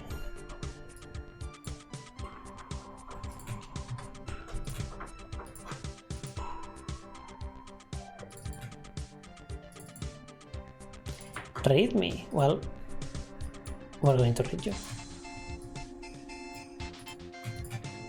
To Twisted B by Japo. Thanks for playing, everyone. This has been updated since the bundle version with patch fixes, minor adjustments, and a few extra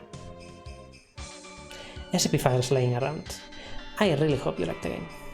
Best experience in the Dark Room? No. And if the game gets too spooky, I'm going to continue playing the Christmas music to make it less spooky. I warn you, I'm not good with spooky games. There's the one Secret Santa game that I didn't play that I couldn't get past the first corridor because it was too spooky. If you're unfamiliar with SCPs present, you're recommended to read through the articles as you play, tracklisting credits, and patches. Okay.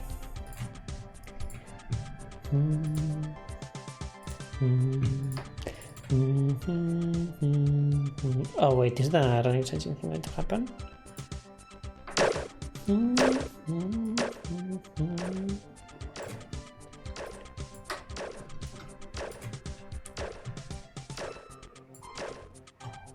Oh, okay. Thank you.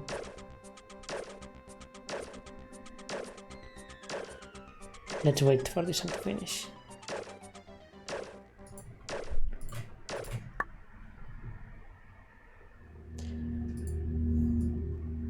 Oh, I wonder where this track is from. Yumaniki. The answer is Yumaniki. The sequel to Crimson Needle.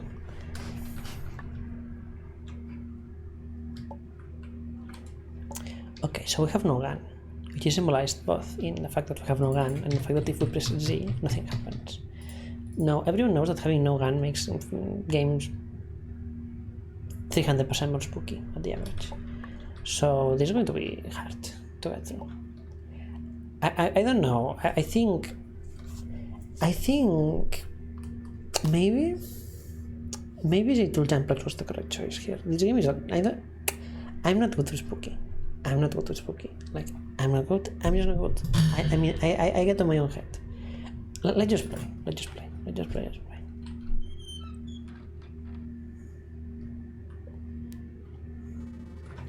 Loading skipnet. Zipnet. Wait, let's laughing effects. Funny laughing sound effect. No copyright, no watermark. Horrible. Connection to Raisa Site 7 server. Connection failed. Restoring local backup. Memetic hazard detected. Oh yeah, I see the memes here. Local data corrupted. Restoring minimal database from RAM. I'm using humor as a way to cope with the horror, by the way. It's not that I'm not taking the game seriously. Welcome 11424. Current clearance level 7. Save your game. Quit, exit the terminal. List, show accessible SCP files. Access number. Open the SCP file in the terminal. Open the SCP file in an external browser. Well. Save. Win.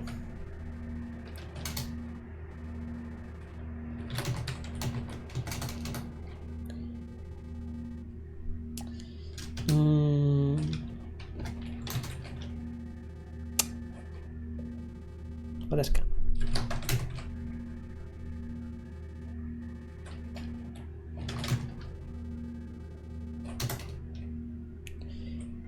$9.99.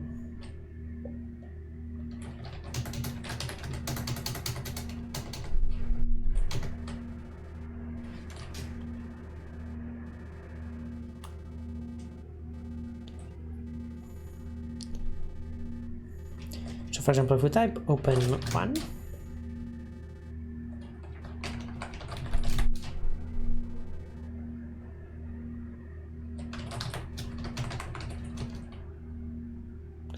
SCP-999.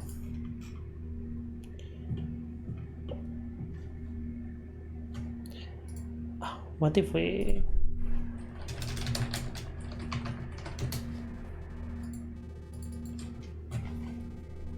Object class, save.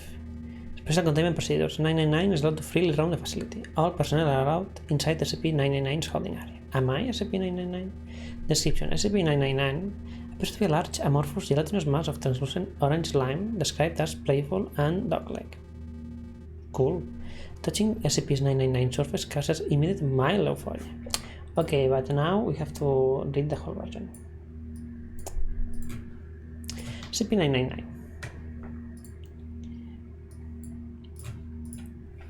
Special containment procedure. SCP-999 is allowed to freely roam the facility should it desire to, but otherwise must stay in its pen between either 9 p.m. 9 p.m. for sleeping or during emergency lockdowns for its own safety. Subject is not allowed out of its pen at night or of facility grounds at any time. Pen is to be kept clean and food replaced twice daily. All personnel are allowed inside the SCP's 999 holding area, but only if they are not assigned to other tasks at the time. or if they are on break.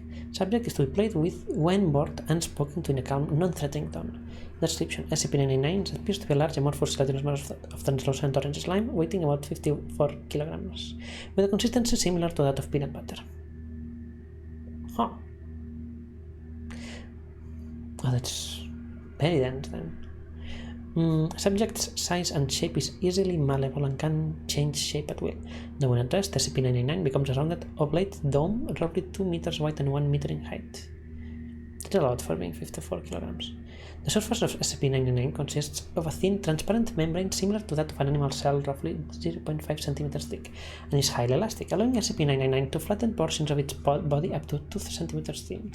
This surface is also hydrophobic, although SCP-999 can willfully absorb liquids. See on the SCP-999-A. The rest of SCP-999 body is filled with a viscous orange substance of unknown chemical makeup, though it is capable of digesting organic materials with ease. Subject's temperament is best described as playful and dog-like. When approached, SCP-999 will often react with overwhelming elation, slithering over to the nearest person and leaping upon them, hugging them with a pair of pseudopods while nuzzling the person's face with a third pseudopod, all the while emitting high-pitched gurgling and cooing noises. The surface of SCP-999 emits a pleasing odor that differs with whomever it is interacting with. Recorded scents include chocolate, fresh laundry, bacon, roses, and Play-Doh, trademarked. Simply touching SCP-999 surface causes an immediate mild euphoria, which intensifies the longer one is exposed to SCP-999 and lasts long after separation from the creature. Subject's favorite activity is tickle wrestling, often by completely enveloping a person from the neck down and tickling them until asked to stop, though it does not always immediately comply with this request. Though injuries may occur, SCP-999 has never found purposely attempt to harm others, and will immediately back away and contract its body into a quivering mound while gurgling in a manner similar to a whimpering dog, seemingly apologizing for hurting someone in an accident. While the creature will interact with anyone, it seems to have a special interest in those who are unhappy or hurt in any way. Persons suffering from crippling depression or PTSD, for example, have reported having a far more positive outlook on life after multiple interactions with SCP-999. The possibility of manufacturing antidepressants from SCP-999 slime is currently being discussed. In addition to its playful behavior, SCP-999 seems to love all animals, especially humans, refusing to eat any animal and even risking its own life to save others, on one occasion leaping in front of a person to take a bullet fired at them. Subject's intellect is still up for debate. Though its behavior is infantile, it seems to understand human speech and most modern technology, including guns. SCP-999 diet consists entirely of candy and sweets, with M&M's, trademarked, and Neko, trademarked wafers. What's a Neko wafer? Neko trademarked wafer. No? Ah, it's sugar, okay. Eating methods are similar to those of an amoeba. How does an amoeba eat? Good question. Addendum SCP-999-A. Reminder to all staff, SCP-999 is not to consume caffeinated soft drinks of any kind. Last week someone gave SCP-999 a can of cola along with its usual breakfast. Not only was it literally bouncing off the walls for half an hour, the carbonation made SCP-999 visibly queasy afterwards, and it refused to move or eat the rest of the day. SCP-999 has thankfully recovered since, but the staff member in question has been reprimanded. Addendum SCP-999-B. The following is a report from an experiment in which SCP-682 is exposed to SCP-999 in the hope that it will curb the creature's homicidal rage. Wow.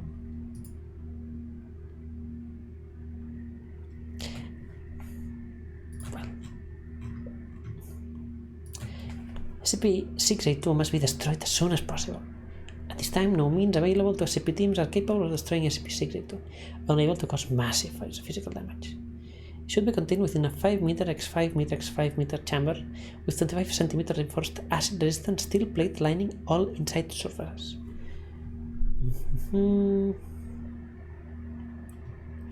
Large, vaguely reptile-like creature of unknown origin. It appears to be extremely intelligent and was observed to engage in complex communication with SCP-079 during their limited time of exposure. SCP-682 appears to have a hatred of all life.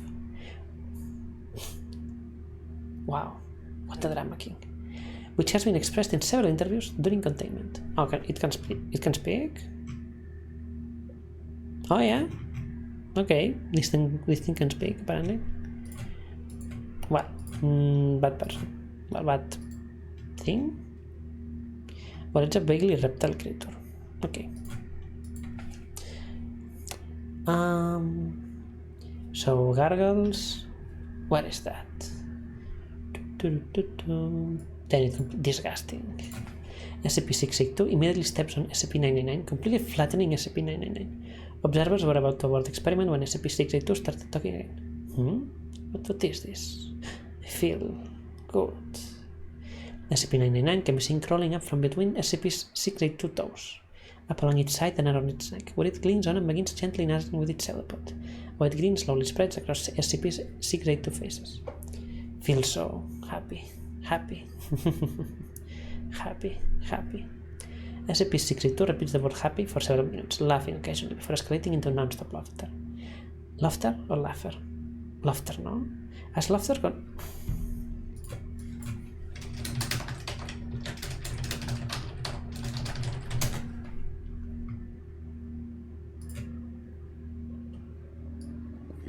Looking how to pronounce this word. The baguette guy! Interesting. Yeah, no, the croissant. Well, this guy has a great croissant video. I have to show it to you later, the croissant video, really. How do you say it? In British English, it is pronounced as laughter. Laughter. In American English, however, it is normally said as laughter. Laughter. In American English versus... So, wait. No, how was this? As laughter. Laughter. Now you know. Laughter. Here. Laughter. Oh, now the word seems so weird. British English, it is pronounced as laughter. Laughter. But this is French. British, English. Well, as laughter continues, SCP-682 rolls around on its back, slamming its tail upon the floor with dangerous force. Oh, no! Stop! No tickling! SCP-682 and SCP-99 continues the tickle fight until SCP-682 finally wears down and appears to fall asleep with what would appear to be a smile on its face. After 15 minutes with no activity, 2 D-Class personnel enter the room to retrieve SCP-999. Where SCP-999 is removed, SCP-682 immediately wakes up and unleashes an unidentifiable wave of energy from its body, all the while laughing maniacally. All persons within the wave's range collapse into crippling fits of laughter, allowing SCP-682 to escape and slaughter all in its path. Fantastic. No, slaughter or slatter? Wait.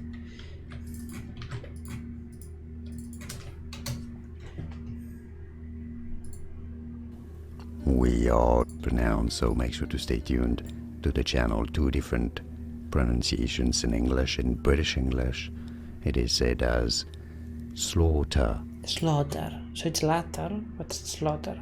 But this is American. It's not British and American, it's American and British. Slaughter. Stress on the first syllable. Slaughter. In American English, however, it is usually said as slaughter. Slaughter. In American English. Slaughter. So it's slaughter, but it is laughter. Slaughter, laughter. Okay. Slaughter, laughter. Slaughter, laughter. Meanwhile, SCP-999 quickly rescues as many persons as it can, taking them to a safe place to recover from SCP-682 laughter wave, which is not the slaughter wave. Different things. While agents suppress and recontain SCP-682. Despite the tragedy that SCP-682 had brought upon the facility, SCP-999 has not shown any fear towards the creature, and in fact has made gestures suggesting it wants to play with SCP-682 again. SCP-682, however, has stated the feculent little bird can get expunged and die. Memo from Dr. Can we see? No. While the test was unsuccessful and ended in tragedy, that had to be the funniest thing I have ever seen. Well, I never thought I'd see the day when I would regard SCP-682 as cute. Please send me a copy of the security tapes ASAP, which means as soon as possible.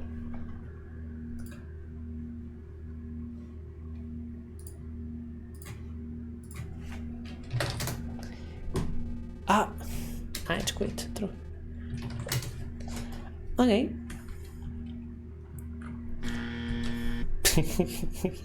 Mod annihilated. That's it. No, I'm sorry. This game is not spooky anymore.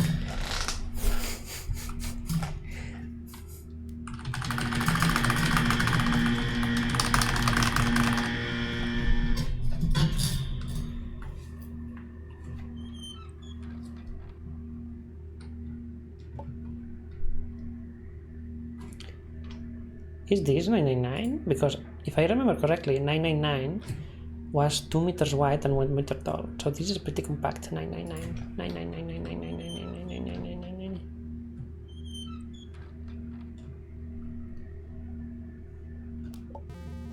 File unlocked. SCP-106. I'm just gonna...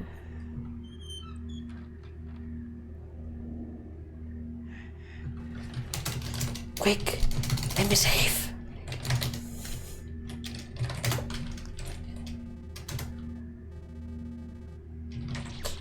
Okay, it continued. Well, I saved. Don't worry. I saved.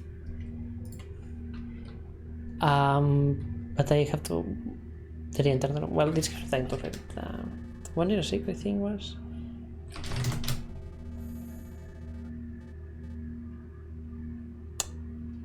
Access 106. Object class Keter. What's a Keter?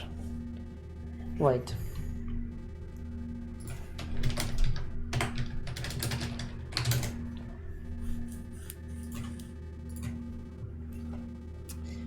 Object classes. Save.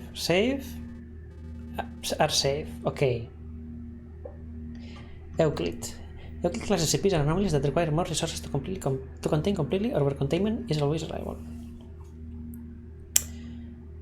Any SCP that's autonomous or sapient is generally classified as Euclid. So, for example, 999 is safe. Okay.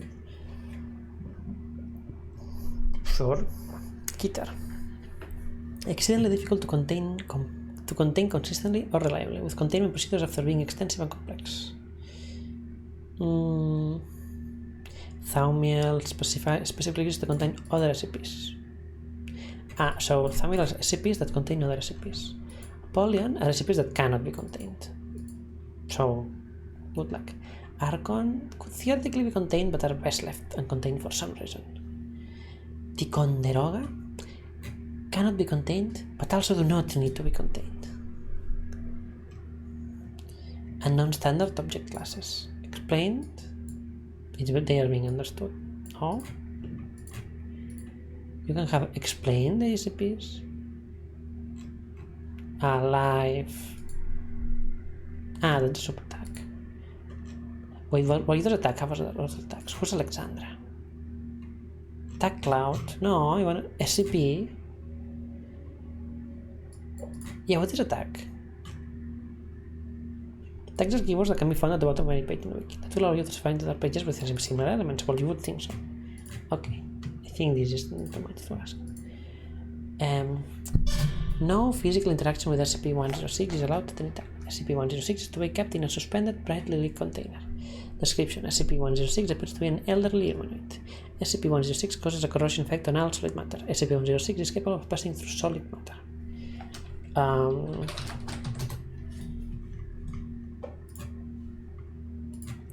Yeah.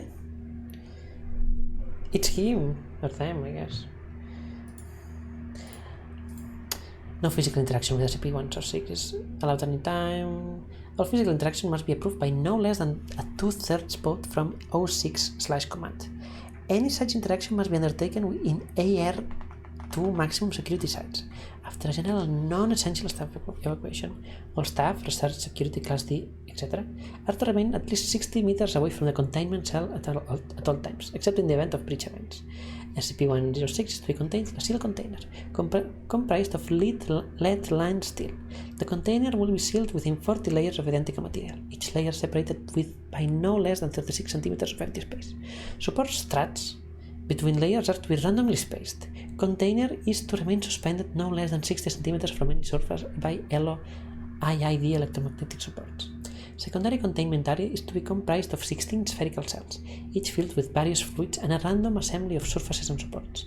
Secondary containment is to be fitted with light systems, capable of flooding the entire assembly with no less than 80,000 lumens of light instantly with no direct human involvement. Both containment areas are to remain under 24-hour surveillance. And I wanted to play a game that made me not talk a lot. Any corrosion observed on any containment cell surfaces, staff members, or other site locations within 200 meters of SCP-106 are to be reported to site security immediately.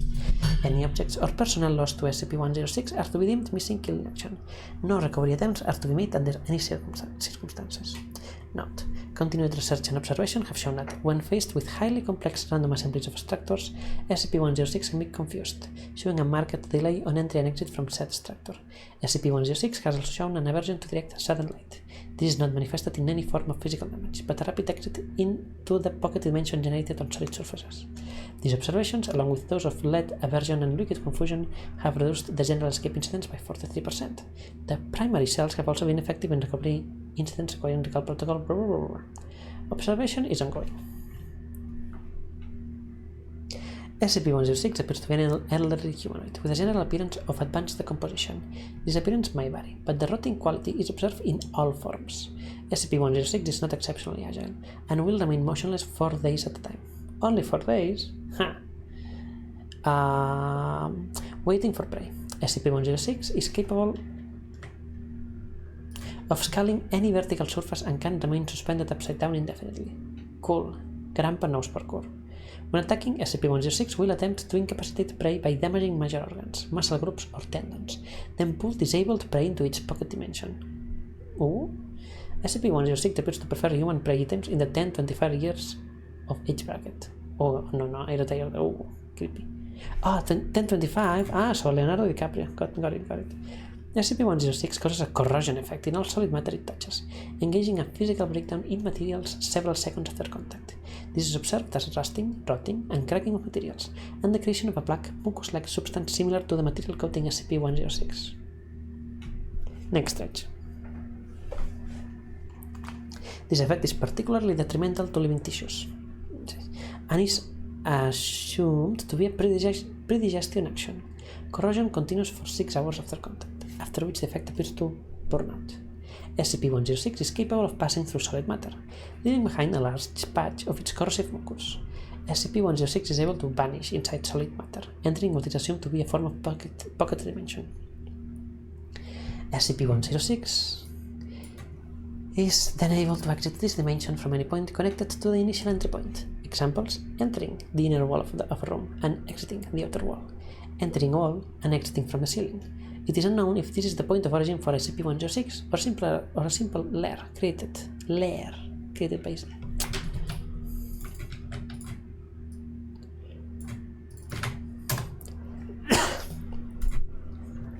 Thank you. You're looking at how to pronounce these words. No, Julian. Using vocabulary many Stereo. mispronounce in English, so stay tuned to the channel. Become part of the community. In British English, it's said as lair.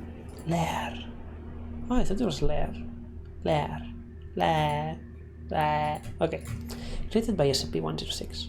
Limited observation of this pocket dimension has shown it to be comprised mostly of halls and rooms. The back rooms. With that expunged entry. The back rooms. Actually, let me unredact this.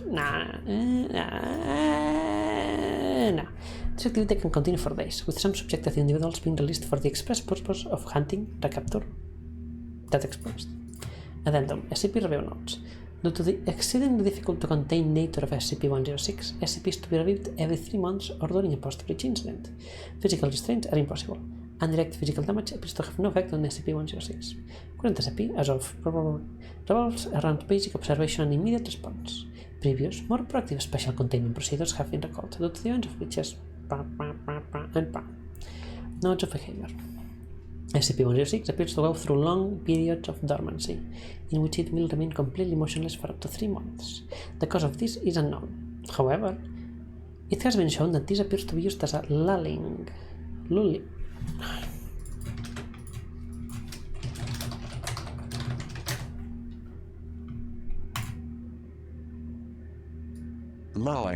No, obviously no. I need an actual person to say lulling. Lulling. You?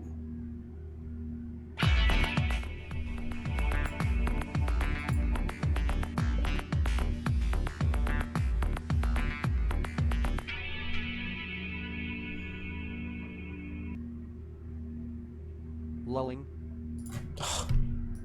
No, please. I need an actual person. An actual person saying the word, if not it's worthless. Lulling. No.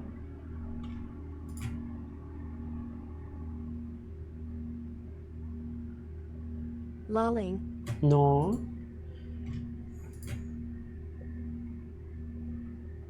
Lulling. Well, maybe I will just search for lol.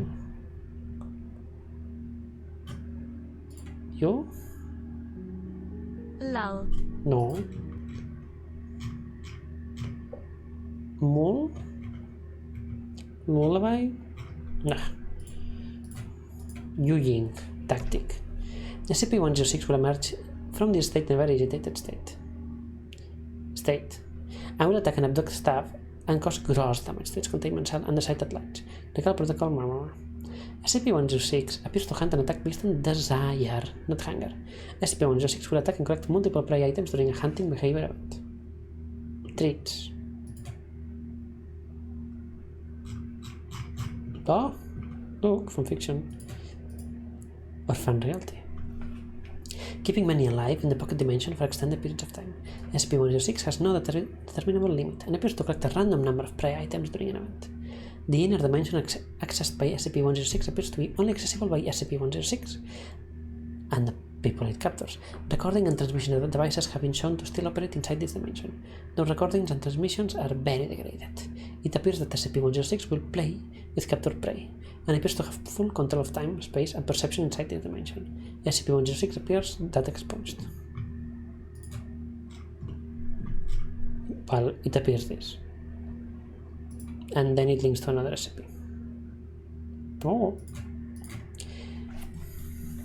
In the event of a breach event by SCP-106, a human within the 10-25 years of age bracket will be prepped for recall, with the compromised containment cell being replaced and restored for use. When the cell is ready, the lure subject will be injured, preferably via the breakage of a long bone, such as the femur, or the severing of a major tendon, such as the Achilles tendon. Lure subject will then be placed in the prepped cell, and the sound emitted by said subject will be transmitted over the site public address system. SCP-106 will typically begin to gravitate towards the lure subject within 10 to 15 minutes after hitting the subject. Should SCP-106 not respond to the initial broadcast, additional physical trauma is to be administered to the lure subject at 25-minute intervals until SCP-106 responds. Multiple lure subjects may be used in the case of major breach events. SCP-106 will typically enter a dormant state after finishing with the lure subject. In addition, subjects may not expunge. Okay, I have to say, I don't know where they keep getting people from. This is too much people. Like, there are like 3,000 SCPs that are all contained or not contained at the same time, and they all kill 10 people per day or per week. So let's say 30,000 people per week. So it's 300,000 people each year. This is a lot of people that is dying on the SCP. At some point, just go to space. Just leave it be. I'm just saying. This is not a very good framework. Okay, but what we got from that is that we need to shock with light. So what we're going to do is we're going to open this room. We're going to flee from SCP-106. We're going to get the keycard.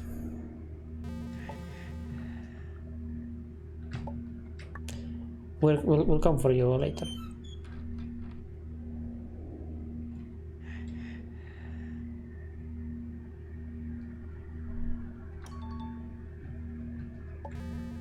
Crowbar. Oh, okay.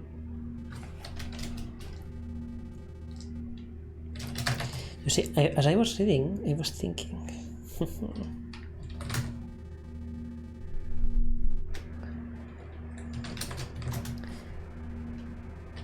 Oh, it wasn't shown.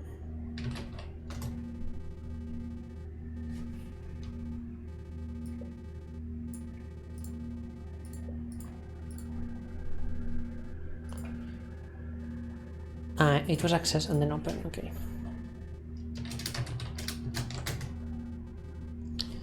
Object class, safe. Okay, special containment procedures. no organism may be exposed to SCP-113 without prior approval. Description: SCP-113 resembles a small piece of polished red jasper. When SCP-113 comes into contact with the flesh of an organism possessing sex chromosomes, the organism's sex is transformed. Wow. Typically to interpret, I mean, great. Where is it? Where is it? I'm just saying, where is it? No. Show. Well, I mean, I can just go straight into it.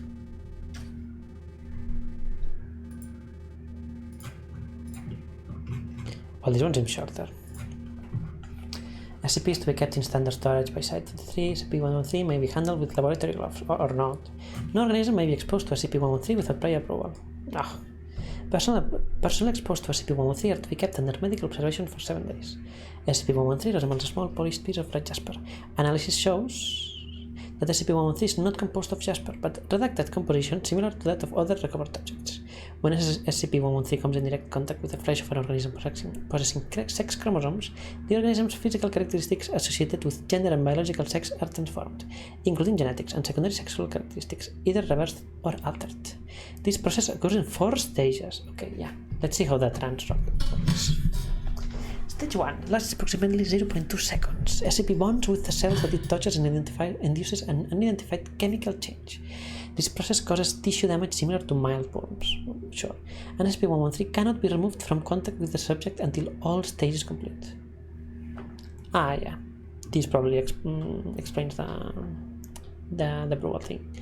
Stage 2 lasts approximately 20 seconds. SCP-113 emits a low-intensity electromagnetic wave which travels through the subject's body. Subjects may experience nausea and vomiting, along with a stinging sensation through the body. Sure.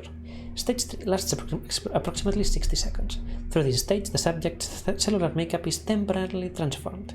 Altered cell composition ranges widely from being unidentifiable as human to a unique variation of partially differentiated stem cells.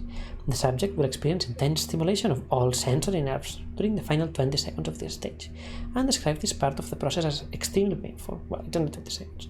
Subject in poor health may die of shock in this stage.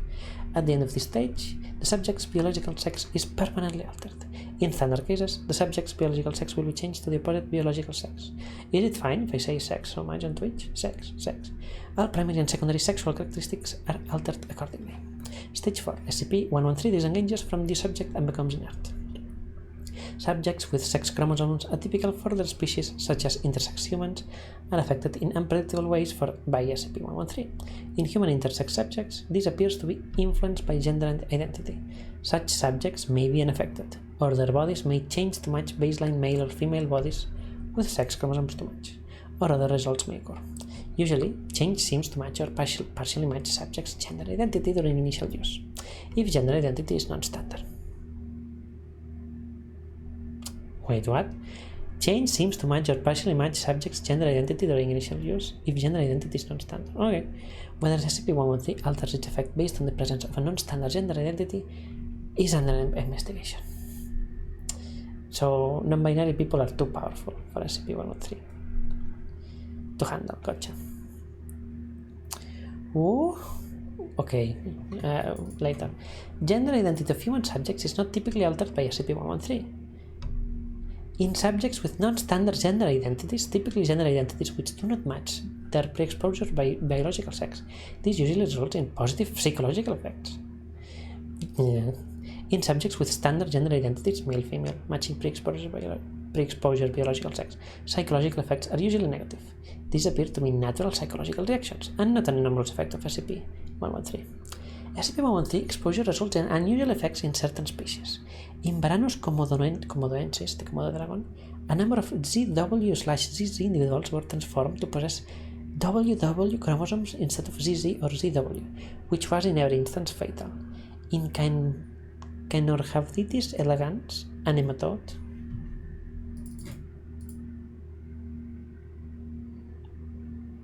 a worm, okay. No males were produced despite C. Elegans having two sexes, hermaphrodite and male subjects became hermaphrodites, and hermaphrodite subjects were unaffected. Note: in wild populations, male sea elegants are extremely rare.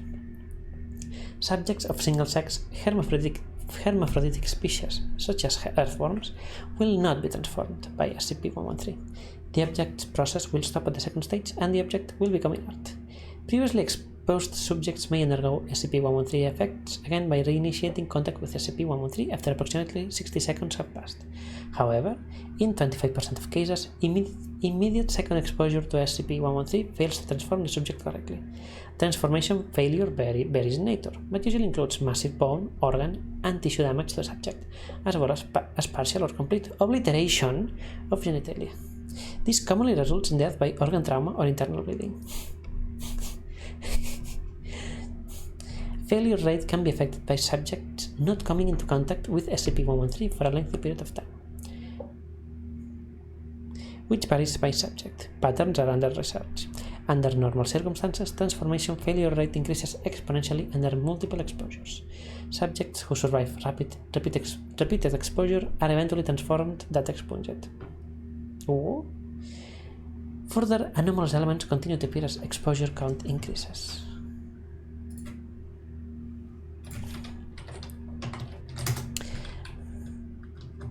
Okay, so I didn't notice. Like, it's very funny that you place the file here, but you have to go back to read it. But then you climb the stone, and your first instinct, which, by the way, the stone sprite is not centered, and that is why the arrow is like emerging from the. Well, actually,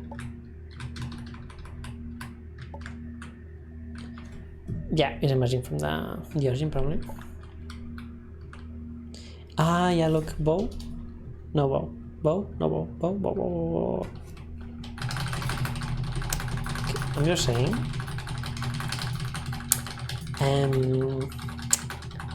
Japago, the kit seems to be made different because I'm doing rapid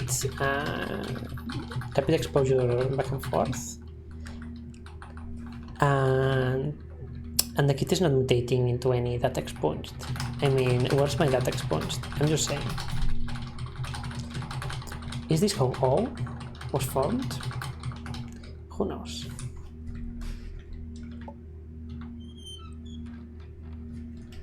The kit really is very different.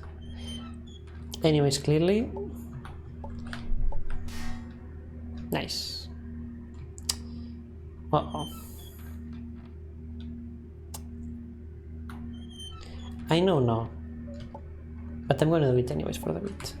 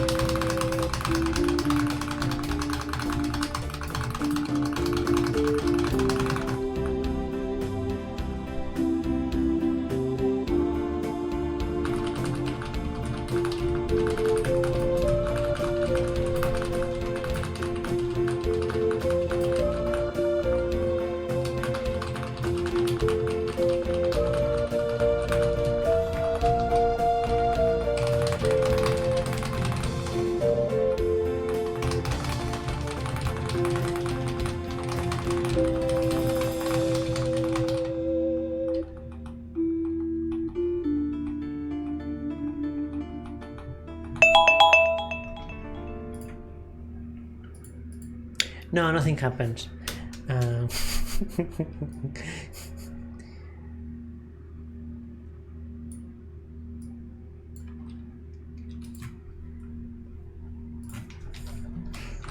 Well,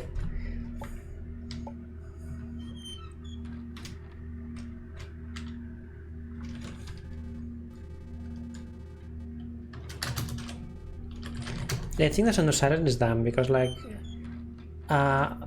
okay, now let's listen to the actual sound of silence.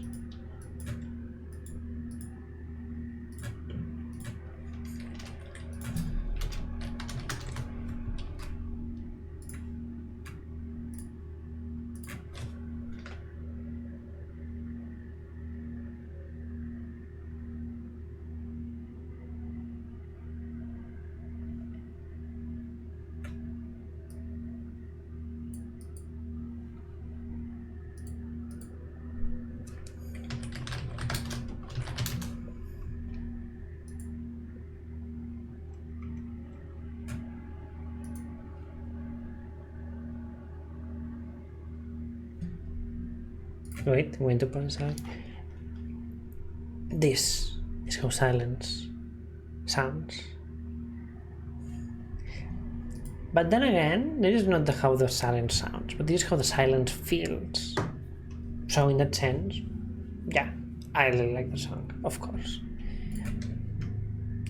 I have a funny anecdote relating. Okay, I don't know if I have ever explained this anecdote on Steam.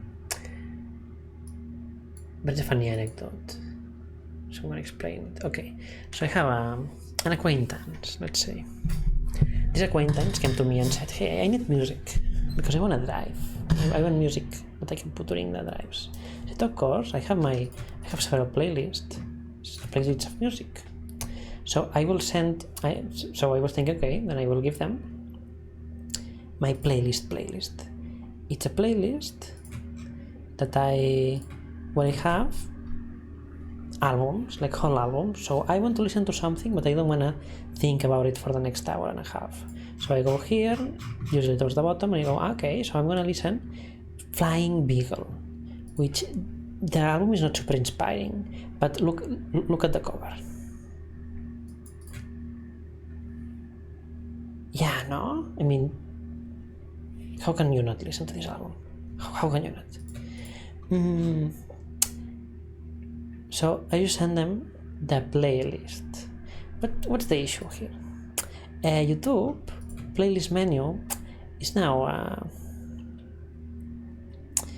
so basically you want to listen to this playlist. Okay, so you click on here and it doesn't open this page. Now it opens straight away the first song. So it just starts playing, like it starts playing immediately the song. So for me, it was starting to play immediately the first song, which was the Termination Undertale album Blue Side. So I was tired of every time I wanted to choose my playlist of listening, to I want to listen to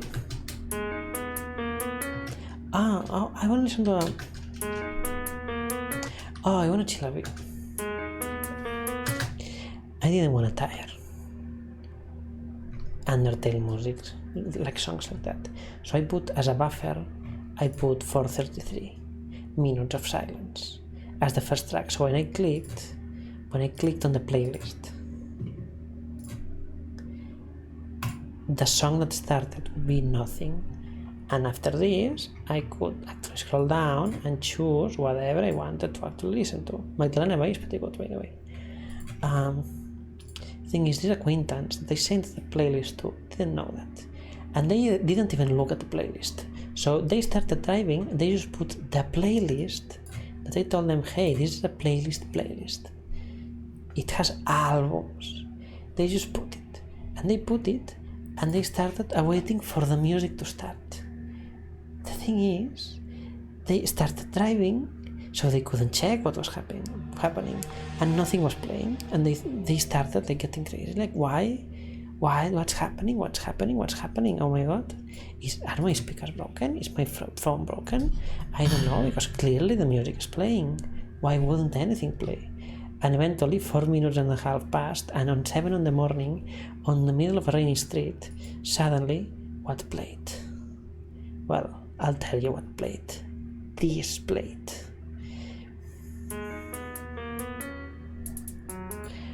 And they had the volume so high that this reverberated through the entire car, almost spooking them on the middle of the road. And at that point, as the acquaintance told me, they just stopped listening to the playlist and put on the radio.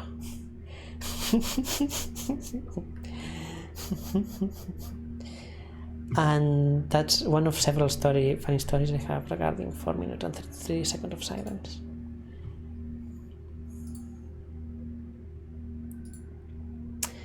Okay, we've been playing this game for 45 minutes now. Wait, who's putting this together?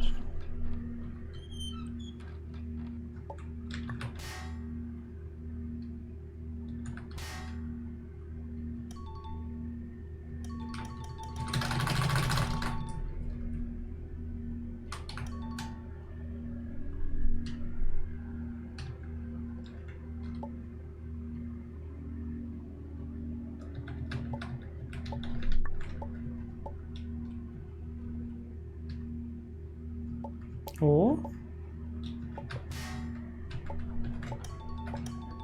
what's happening here?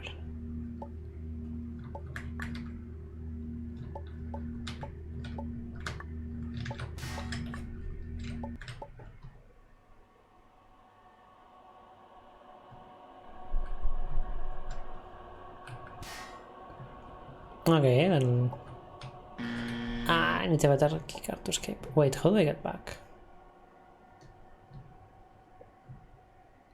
Are you gonna shoot me? Yes. I'm gonna get shot.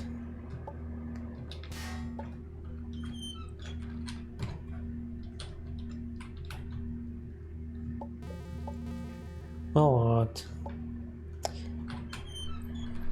In the sense that I will have to read a lot. It's about 033 and 1313. 033. Item. Euclid. Special containment procedures. SCP-033 should be inscribed on a single sheet of irregularly shaped paper. Description. SCP-033 appears as a complex mathematical equation. The result of this equation, denoted theta prime, is a previously unknown integer. Integration of this number into any system or object will cause its logical or structural integrity to degrade. That's cool. I don't remember the command to it.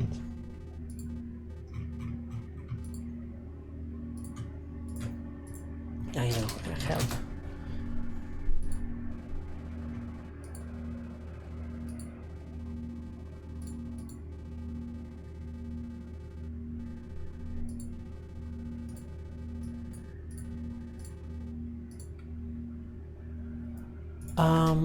Open.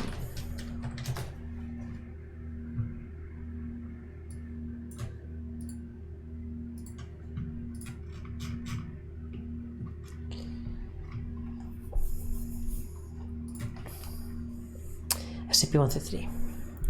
Euclid, special containment procedures. Special containment procedures is SCP. That's what it means. SCP-033 should be inscribed paper, papyrus, canvas, or vellum when not involved in active observation or study. The dimensions of the paper-like product should have no parallel borders, no right angles, and no side length should be equal to any other. S033 safe dimensions. When contained in this manner, the paper-like product should be secured in a locked non-combination storage vault at least 30 meters from any computing or recording device. Logs for checkout or check-in of SCP-033 should be filled out at the minimum safe distance of 30 meters to avoid possible contamination of the paper product or electronic device the log is kept in. When removed for study, SCP-033 can be copied to a white chalkboard with the 033 safe dimensions by Class D staff. Upon transfer to the white chalkboard, the paper-like product that has contained SCP-033 should be incinerated. Observation and study should take place in a secured conference room at least 30 meters from any computing or recording device for the maximum 2560-second viewing window.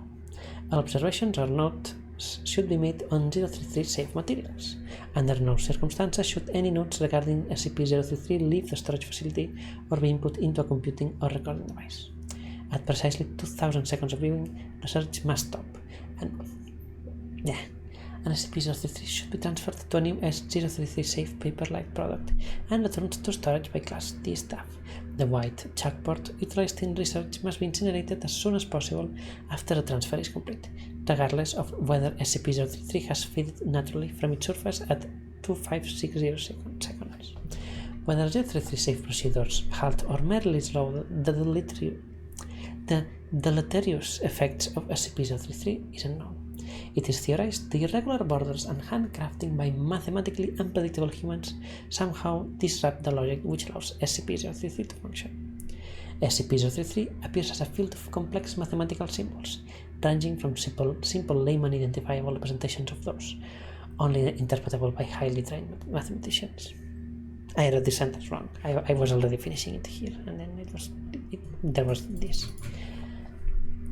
The sum of the symbols is equal to a previously unknown integer designated theta prime by Professor Hutchinson, of immediate value between prime and prime. As all modern mathematicians' calculations are performed lacking the knowledge or use of SCP-033, its introduction into any system organized without it begins eroding the numerical and eventually structural integrity of said system. This effect extends to SCP-033 transfer to any paper-like, defined as paper, vellum, papyrus, canvas, surface not possessing 033 safe dimensions or any computing or recording device it is input into. If inscribed on any other material, SCP-033 fades into unintelligibility in precisely 2560 seconds. In addition, SCP-033 has shown an ability to leap from a 033 safe material to a manufactured or electronic material, which it can destabilize in at least one instance, Incident Report 033D, requiring the institution of a 30-meter safe distance for electronic devices and paper-like products without 033 safe dimensions. There is currently no 033 safe specification for electronic storage. Of the operational research projects involving SCP-033 are dedicated to finding such a method for electronic storage. Operational research projects are dedicated to the application of SCP-033 as a neutralizing factor for potentially hostile, machine logic-based SCP objects. Clarifying commentary from Professor Hutchinson follows for non-specialist staff in document 033A. Effects may be reviewed in document 033Q. Transcript edited for clarity. Professor Hutchinson. Every school child knows that 2 + 2 is 4. The solid mathematical certainty of numerical order and value is the basis of all logic-based systems. We know that after 2 comes 3, and after 3 comes 4. What this formula proves is that we missed a number somewhere. Imagine if all our technology was based on the belief that after 4 came 6. We simply didn't know or conceive of 5. That is, in essence, what this formula proves. We missed a number. We missed a number, boys. Come on, let's go back for it. Professor Hutchinson, I can tell you why the handcrafter vellum works best. I can only surmise that it displaces mathematical predictability in 2 ways. 1. The irregularity of the crafting process due to human error serves to eliminate any traces of regularity that would be found in a machine-created product. 2. The irregular borders seem to confuse it somehow, as if it gets locked up looking for a pattern to identify and use as an escape hatch. I'll tell you this though, I don't think it should be left on anything longer than a few days. It will find a pattern, eventually. Professor Hutchinson, I don't think it destroys anything. I think it is integrating itself into our system, and our system can't hold it. It's like trying to cram another book into a full bookshelf. If you got a hammer, you can get it in there, but the whole shelf bursts eventually. If it gets out into the internet, we will potentially experience a full IT infrastructure collapse within hours. SCP-033 inscribed onto a single sheet of standard 8.5 by 11 inch manufactured white copy paper, hereafter X1. A second sheet of identical paper, hereafter X2, placed 30 centimeters away. 80 seconds. Symbols consistent with the content of SCP-033 begin appearing on X2, X1 unchanged. 160 seconds. Full content of SCP-033 formulae appear on the surface of X2, X1 unchanged. 3 to 0 seconds. X1, X2 both appear wet. Symbols still visible. 640 seconds. X1 is now roughly 1 part apparently water and 5 parts pulp-like substance, still filling an 8.5 by 11 inch flat plane. Symbols become unintelligible. X2 still appears wet. Symbols visible. 1 to 8 seconds. X1 no longer visible at all. Liquid part appears to have evaporated. Pulp-like substance appears apparently sublimated. X2 now roughly 1 part liquid and 5 parts pulp-like substance, still filling an 8.5 by 11 inch flat plane. Symbols unintelligible. 2560 seconds. X2 no longer visible at all. Liquid part appears to have evaporated. Pulp-like substance appears apparently sublimated.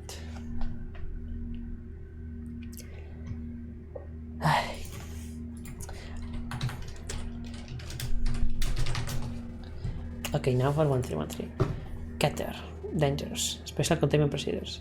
Foundation staff are to monitor educational facilities for high rates of bear attacks? Bear down for midterms? SCP-1313 is a series of anomalous logical processes capable of being defined as a mathematical equation to which the answer is a single female brown bear. Simply considering the problem enough to solve it can result in a manifestation. Worrisome. Okay, this one I'm worried about.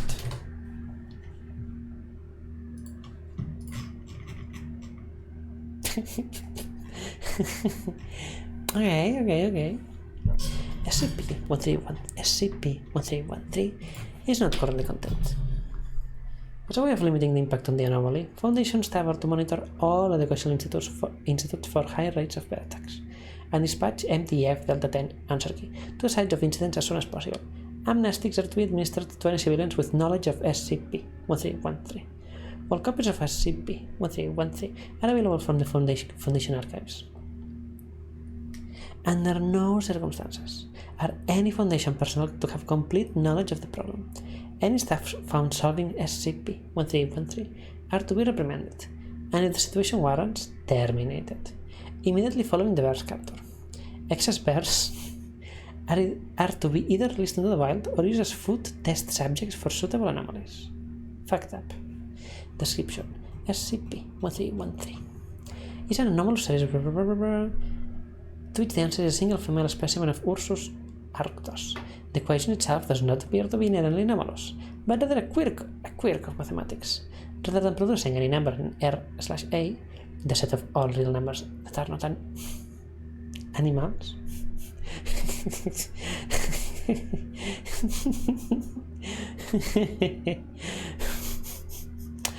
Well, yeah, you could say that.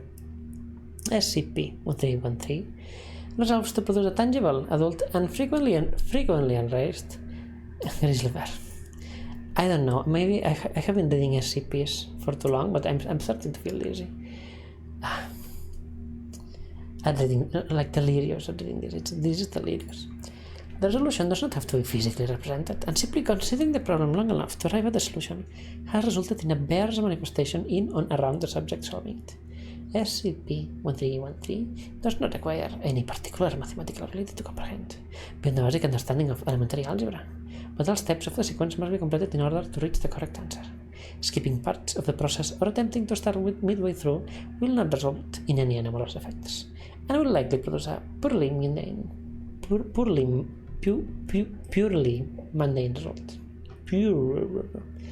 Currently, if anyone at any point wants me to stop reading and actually play the game, just says. Again, I'm not gonna take it personally. But if you are all still here, you probably enjoy it. I hope.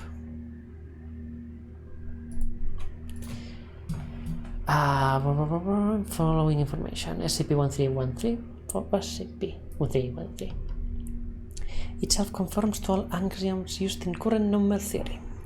Although at times has proven to be remarkably stubborn. Japabu says this is the best way to play the game, but it might make the playthrough be quite long. How many... Well, I'm here for the long haul. And it's already pretty long, so I mean... SCP-1313 at times has proven to be remarkably stubborn. That bears cannot be returned to numerical form simply by solving the equations inverse, pending the inversion of a method of applying mathematical operations to physical objects. That SCP-1313 can be used as an element of other equations to produce semi-anomalous results. For example, the square root of SCP-1313 resolves to the square root of a live grizzly bear. Likewise, SCP-1313 squared is the product of two live grizzly bears multiplied together.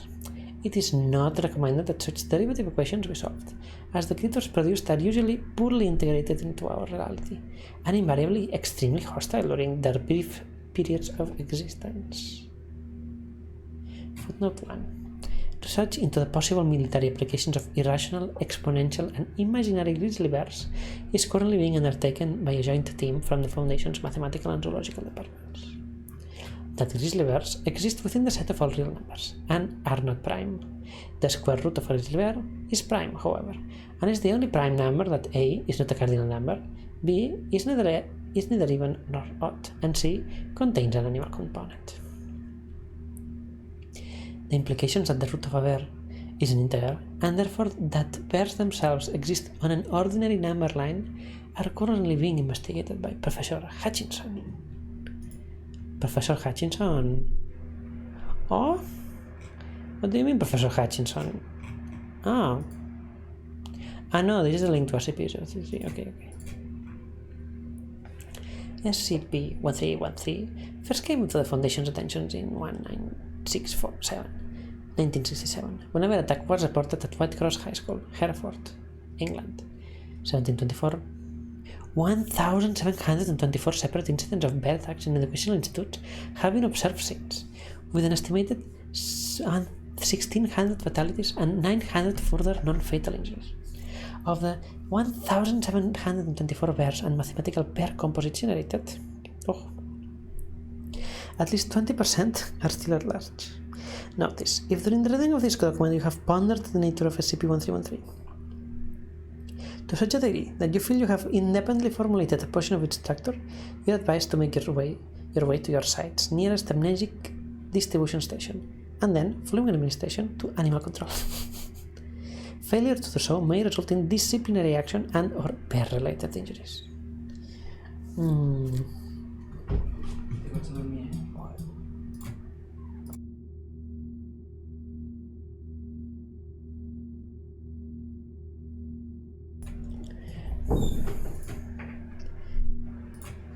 Worrying. Okay. Test. Can you hear me, everyone? Okay, I'll have to lower a bit the volume. So, is this a bear? Hi. Okay, so this seems to be the bear. So probably I'm gonna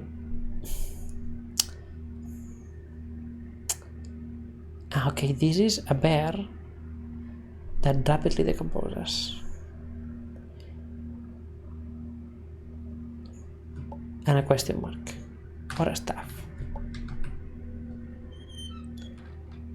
But then again, this paper, well, this whiteboard is not 033 safe.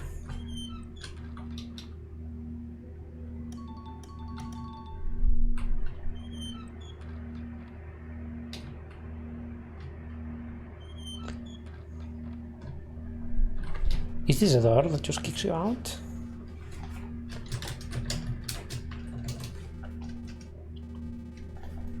Getter. Special containment procedures. The object is kept in a square room. Security guards are not to be posted outside. SCP-155's room. Description: SCP-055 is an anti-meme. Information about it cannot be remembered.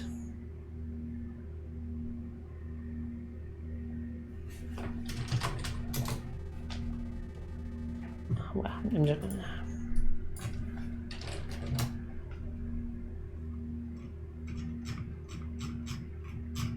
We need to talk about 55. So like I entered the room, but then I just don't remember it. Okay. with a Faraday cage surrounding the cement walls. Access is via heavy containment door measuring 2 by 2.5 meters constructed on bearings to ensure the door closes and locks automatically unless held open deliberately. Security guards are not to be posted outside SCP-055's room. It is further advised that all personnel maintaining or studying other SCP objects in the vicinity try to maintain a distance of at least 50 meters from the geometric center of the room, as long as this is reasonably practical. SCP-055 is a self-keeping secret, or an anti-meme. Information about SCP-055's physical appearance as well as its nature, behavior, and origins is self-falsifying. To clarify, how Site-19 originally acquired SCP-055 is unknown. When SCP-055 was obtained and by whom is unknown. SCP-055's physical appearance is unknown. It is not indescribable or invisible.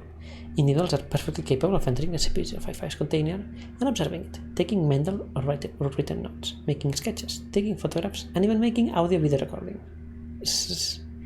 An extensive log of such observations is on file. However, information about SCP-055's physical appearance leaks out of a human mind soon after such an observation. Individuals tasked with describing SCP-055 afterwards find their minds wandering and lose interest in the task. Individuals tasked with sketching a copy of a photography of SCP-055 are unable to remember what the photograph looks like, as are researchers overseeing these tests.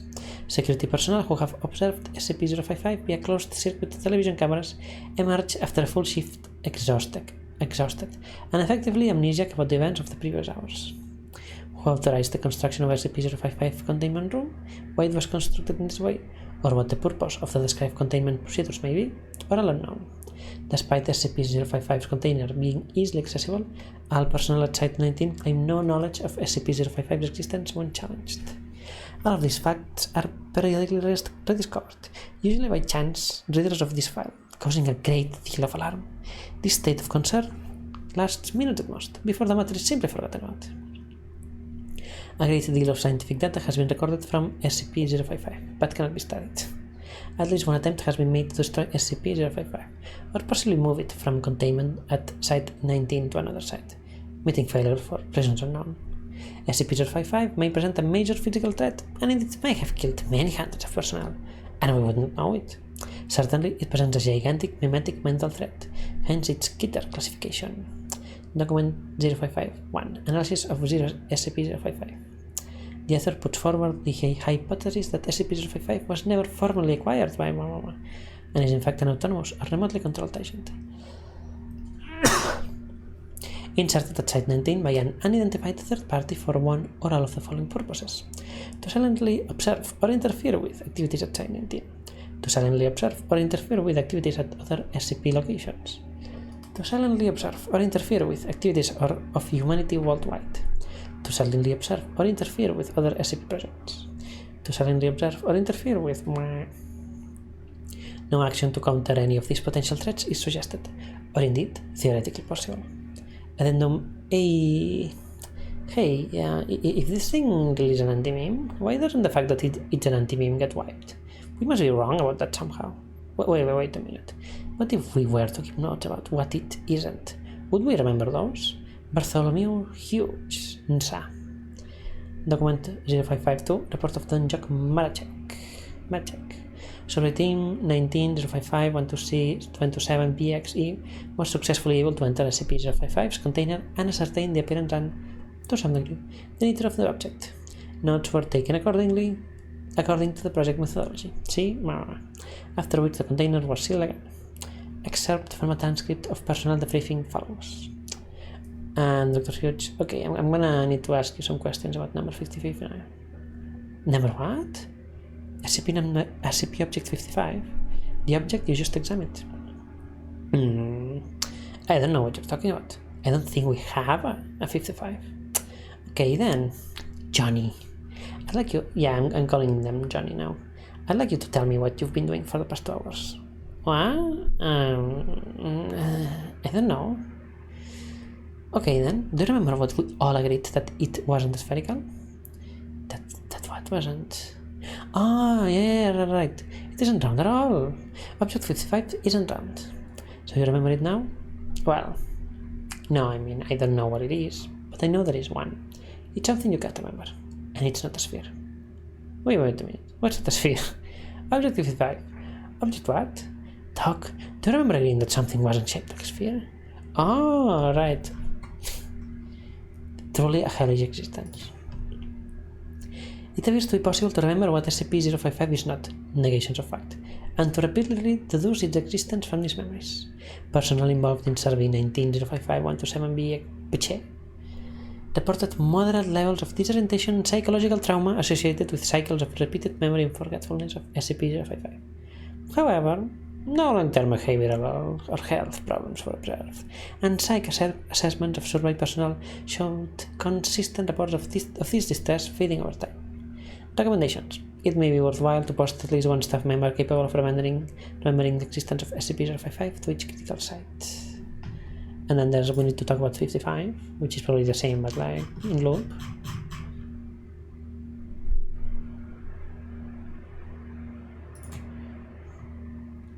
And introductory antimemetics, but we're not gonna read that much. But I'm gonna save.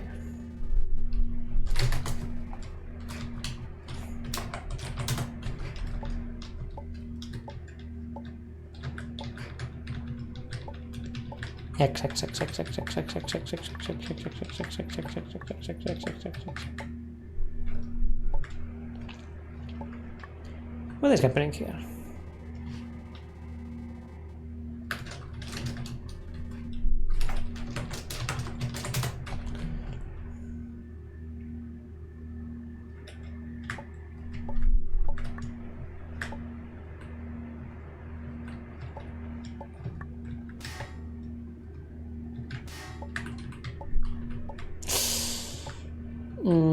Well.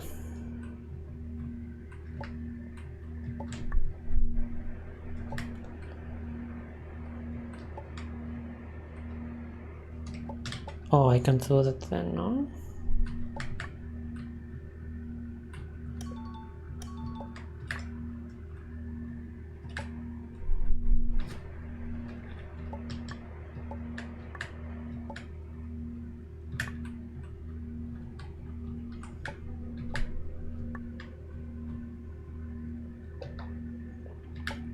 Yeah. I'm sure now it's just decoration. Sure. Good attempt at trying to trick me.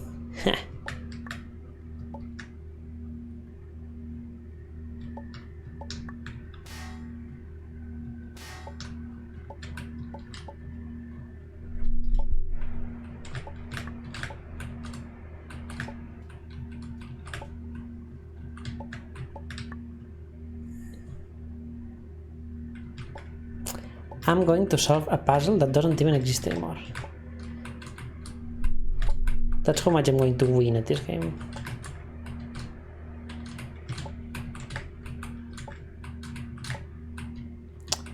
And I'm definitely not doing this because I need to rest my throat by not talking for a bit. No. I'm doing this because I like puzzles so much. This is content. You hear that, everyone? This is content.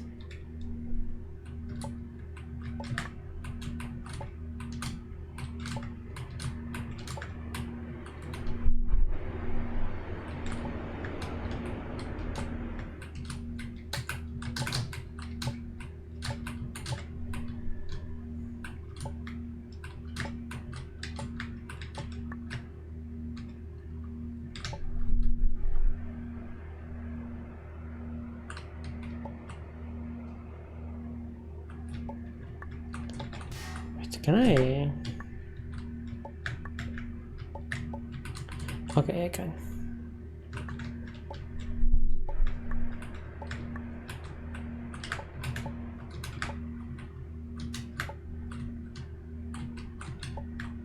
No! What have I done?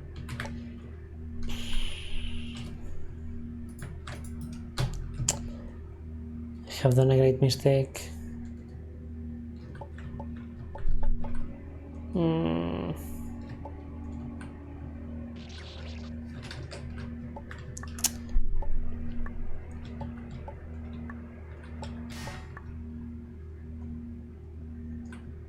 Okay, let's try something else though.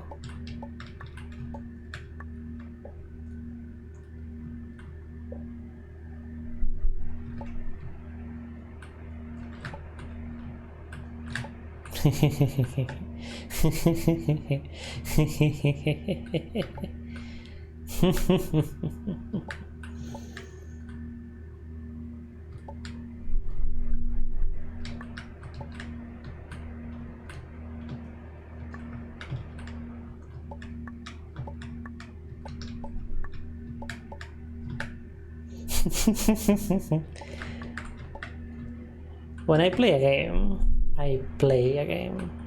Wait.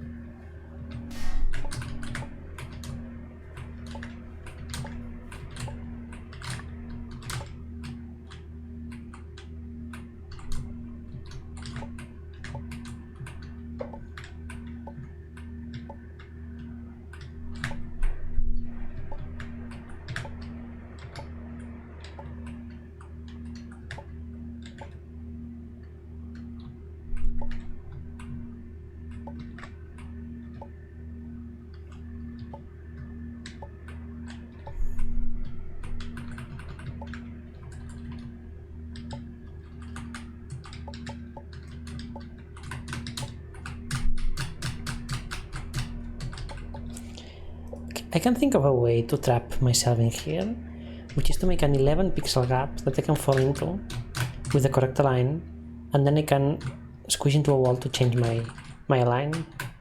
So like in that way it should be theoretically possible to create a hole that you can only fall into.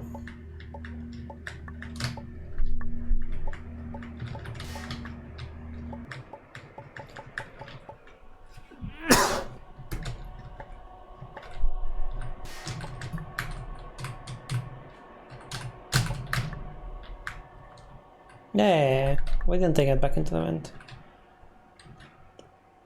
Can I do this?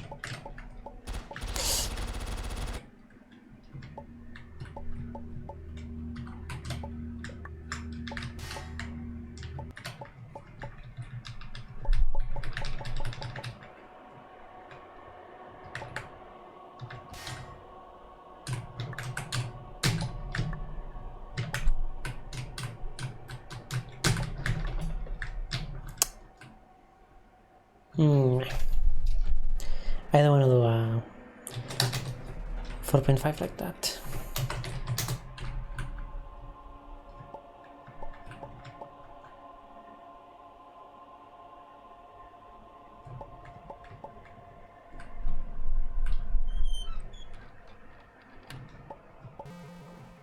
$173. Let's do first scan. 939.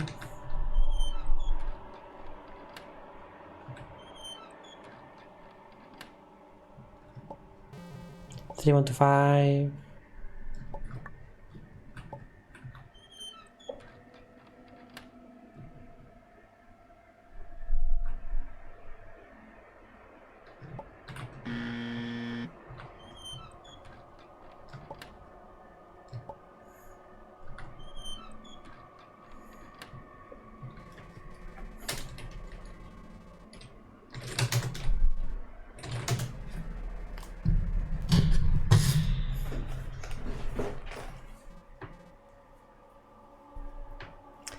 So 173, I think is the first one.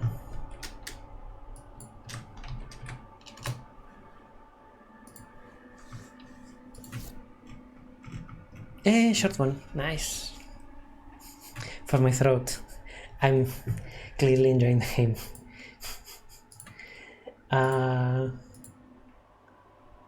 Oh.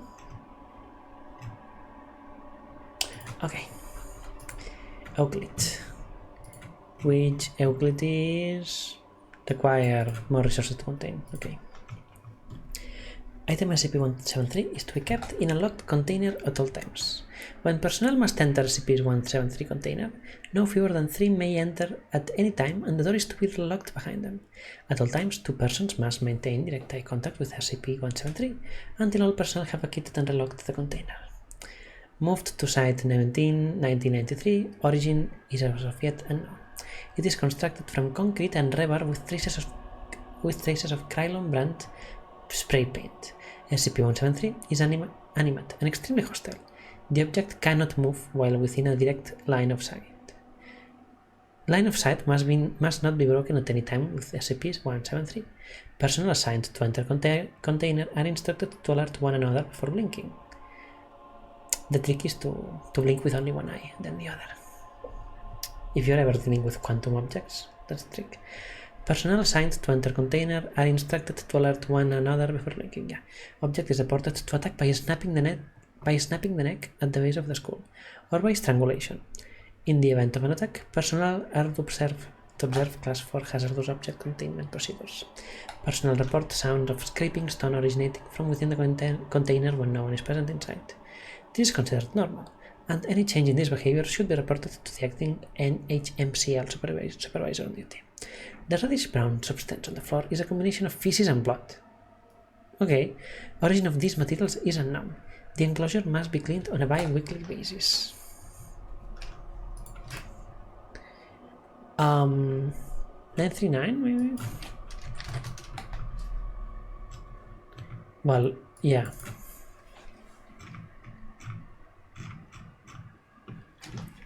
This one is new.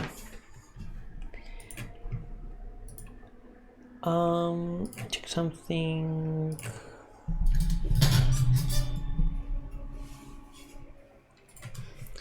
SCP-939/1/3/19/53/89/96/98/98 and /109 are kept in cell 1163A or 1163B, 10-meter x 10-meter x 3-meter containment chambers within armed biocontainment area 14. Both cells are environmentally regulated and negatively pressurized, with walls constructed of reinforced concrete. Access to these cells is regulated by an outer decontamination chamber and inner gas-tight steel security doors. Observation windows are constructed of laminated ballistics glass 10 cm in thickness, protected by a 100 kV electrified mesh. Humidity is maintained at 100%.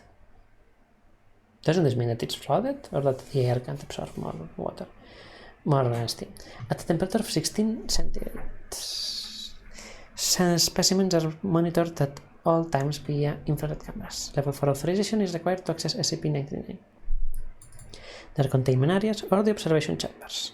SCP-939-101 is dismembered and stored in cryogenic preservation tanks. 931-101A to 939-101M within Biosearch Area 12. Access to SCP-939-101 numbers requires authorization by 2 clearance level 3 personnel, one of which must be present for all research and testing. The contents of only one 939-101 tank may be accessed at any given time. Core temperature of SCP-939-101 tissues must be monitored while removed from cryogenic preservation. Should core temperature exceed 10 centigrade, tissues are to be returned to their corresponding tank, and all testing suspended for a period of 72 hours. Barring core temperature exceeding 10 centimeters, the search of SCP-931-101 tissues may continue as long as its ramblings and pleas for release may be tolerated. Okay. As long as its ramblings and pleas for release may be tolerated. The streamer. Oh, you didn't. Wow. Okay. Containment cells should be cleaned bi-weekly. While this takes place, SCP-939 specimen is me, or is the music not looping? Okay. Containment cells should be cleaned bi-weekly. Again, while this takes place, SCP-939 specimens will be transferred to the adjacent cell. During this time, the cell's door and observation window must be inspected for damage and repaired or replaced accordingly. Heavy sedation of all SCP-939 is required before any interaction, including transfer between cells and experimentation, may take place. See document 939-34 for transfer and experimentation protocol.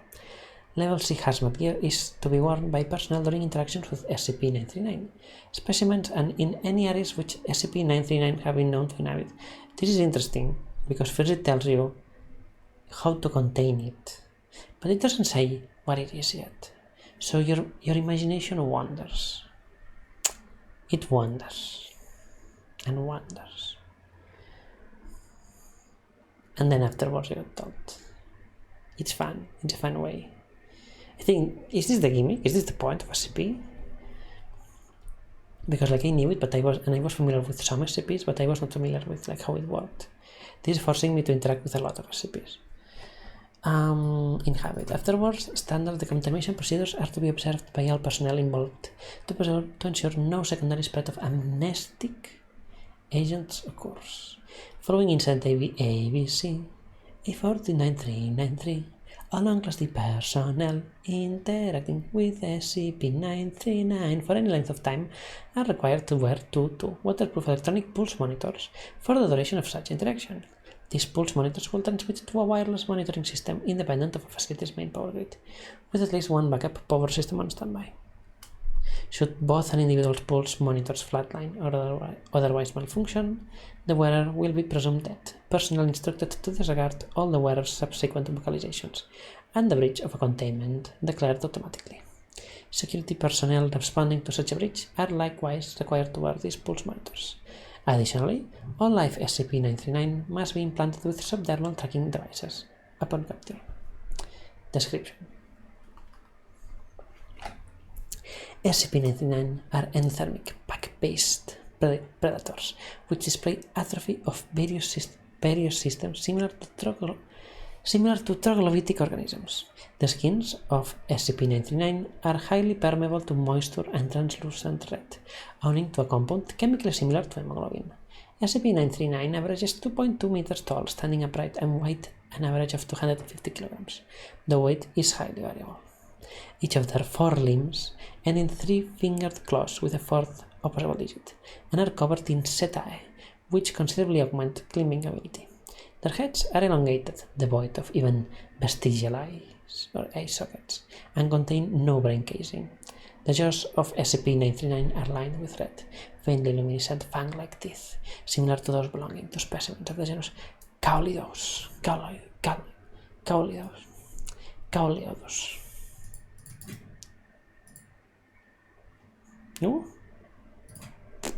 Up to 6 cm in length, and encircled by heat-sensitive pit organs, eye spots, sensitive to light and dark, run the length of their spined dorsal ridges.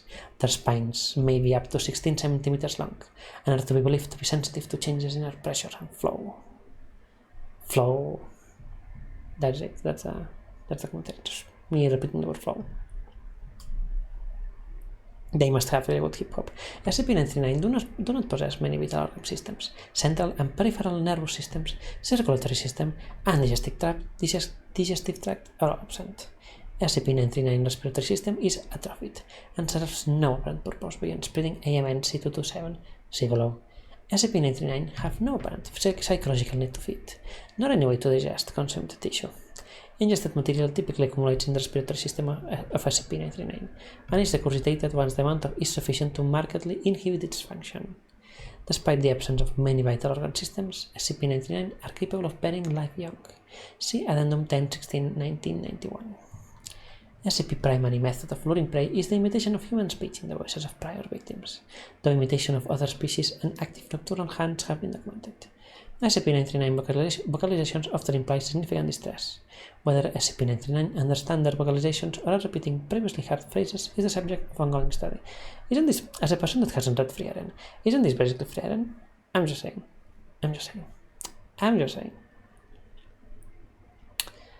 Analysis of SCP-939 vocalizations cannot distinguish between SCP-939 and samples of known victim voices. The use of biometric voice recognition, security, or identification systems at an installation housing SCP-939 is strongly discouraged for this reason. Prey is usually killed with a single bite to the cranium or neck. Bite forces have been measured in excess of 35 millipascals. MPascals. Oh, I don't remember what the M was in this case. This is horrible. SCP-939 exhale minute traces of an aerosolized Class C amnestic designated AMN C227. AMN C227 causes temporary anterograde amnesia, inhibiting memory formation for the duration of exposure, plus an average of 30 minutes. It is colorless, odorless, and tasteless, with an estimated ECT50 for inhalation of 0.0015 milligrams per multiplied by minute by divided by 0.0015 milligrams per minute divided 0.0015 milligrams per minute for cubic meter. There we go. In well-ventilated or open-air environments, risk of exposure to ECT50 is greatly reduced, but not negligible. AMN C227 is typically undetectable in the bloodstream 60 minutes following cessation of exposure. The reported sensations of disorientation and mild hallucinations immediately following removal from environments saturated with the agent are similar to recreational use of numerous psychoactive substances and easily mistaken as such. Note 23 of March of 2005. This report pertains to morphology alpha. For information regarding morphology beta, see redacted experiment log 914 AMTF no 7 after action report redacted. Okay.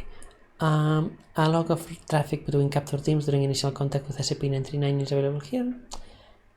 Due to SCP-939's intense aversion to bright light, okay, noted, it has been deemed a minimal risk of escape. Standard fluorescent hallway lighting is sufficient to deter SCP-931 from leaving its darkened cell. See addendum 920 of February of 1991.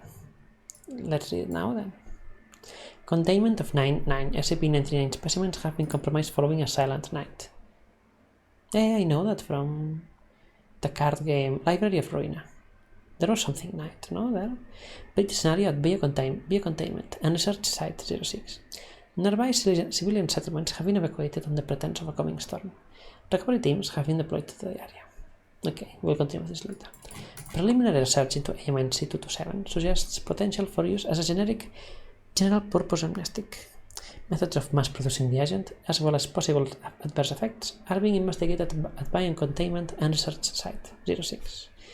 AMN C227 has been approved for use as a Class C amnestic. Projected annual production at Bioresearch Area 12 by SCP-939 respiratory tissue cultures is expected to surpass 3 liters. In light of this, all interaction with SCP-939 from September 8th to October 7th in the Northern Hemisphere or March 6th to April 4th in the Southern Hemisphere is strictly forbidden. Redacted. No male specimens of SCP-939 have yet been identified. Redacted. Contain a Class B amnestic. Redacted. See reproduction of SCP-939. Addendum. Effective immediately, use of AMN C227 as an amnestic is suspended indefinitely. So probably the Messiah turns people into SCP-939. No?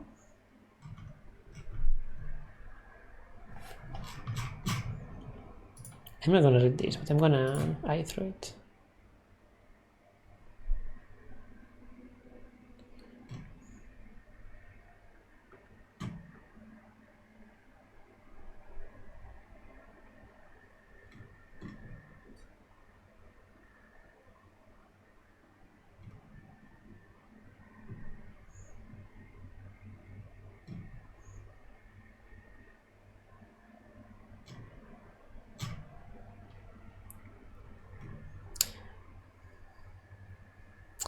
So it seems like the amnesiac probably lures people to the ends of 939.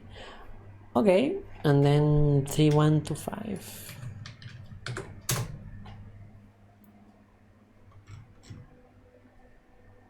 Oh? Okay. SCP-3125 is kept inside Cognitohazard Containment Unit 3125 on the first floor of Site 41. This containment unit is a 10 meter by 15 meter by 3 meter cuboidal room clad in layers of light, soundproofing and telepathic shielding. Access is through an airlock system at one end of the containment unit. This airlock is programmed to allow only one person to enter the containment unit at a time, and to remain locked until this person exits before allowing another person to enter. Under no circumstances may any coherent information be allowed to leave the containment unit. This includes written and electronic notes, photographs, audio and video recordings, sound, electromagnetic and particle-based signals, and psi emanations. Okay. During the exit cycle, a purge system rigged to the airlock flushes the occupant's memory by flooding the airlock with amnestic gas for 3 minutes. A senior anti-memetics division staff member must visit SCP-3125 every 6 weeks.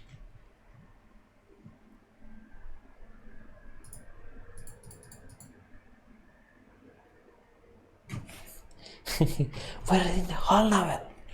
All of it. We're reading all 555. 555. Okay, it's 55555, of course.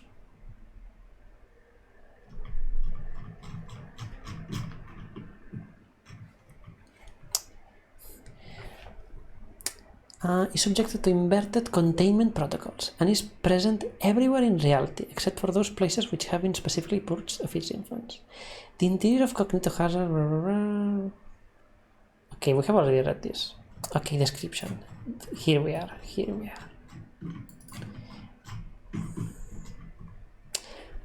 It's an extremely large, full. Oh.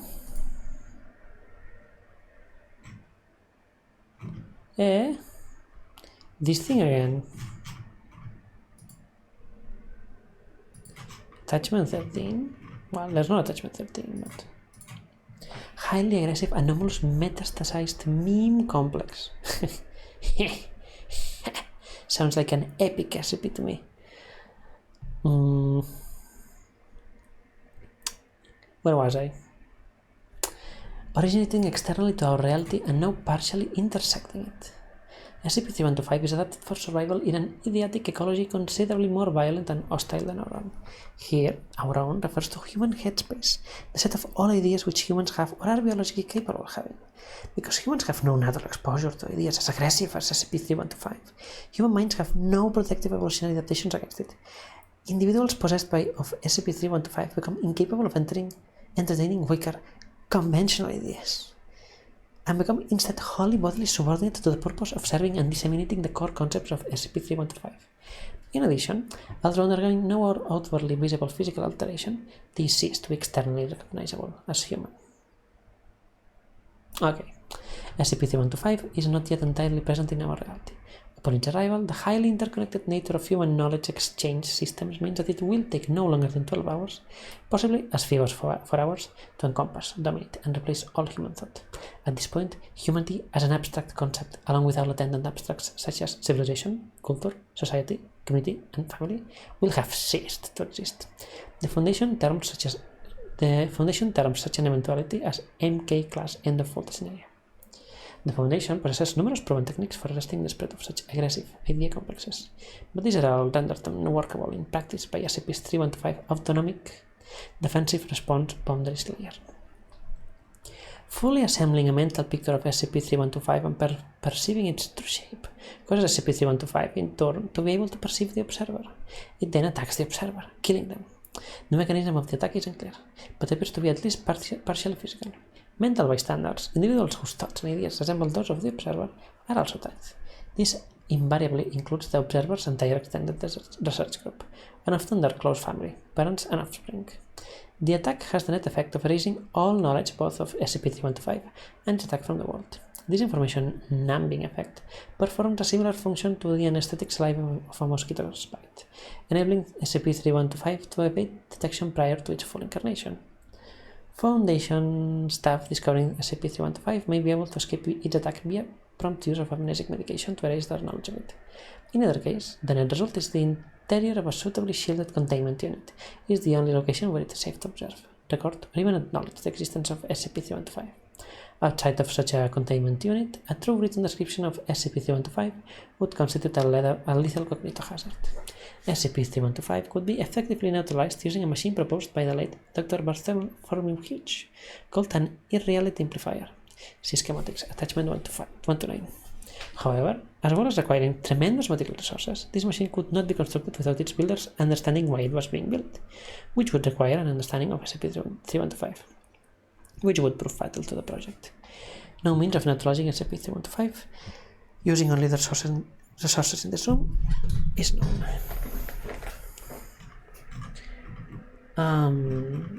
Okay, just a bit more. To describe the defense mechanism, SCP-3125 observation history is almost entirely missing. In particular, it isn't clear exactly how this containment unit came to be built and how these containment procedures were established.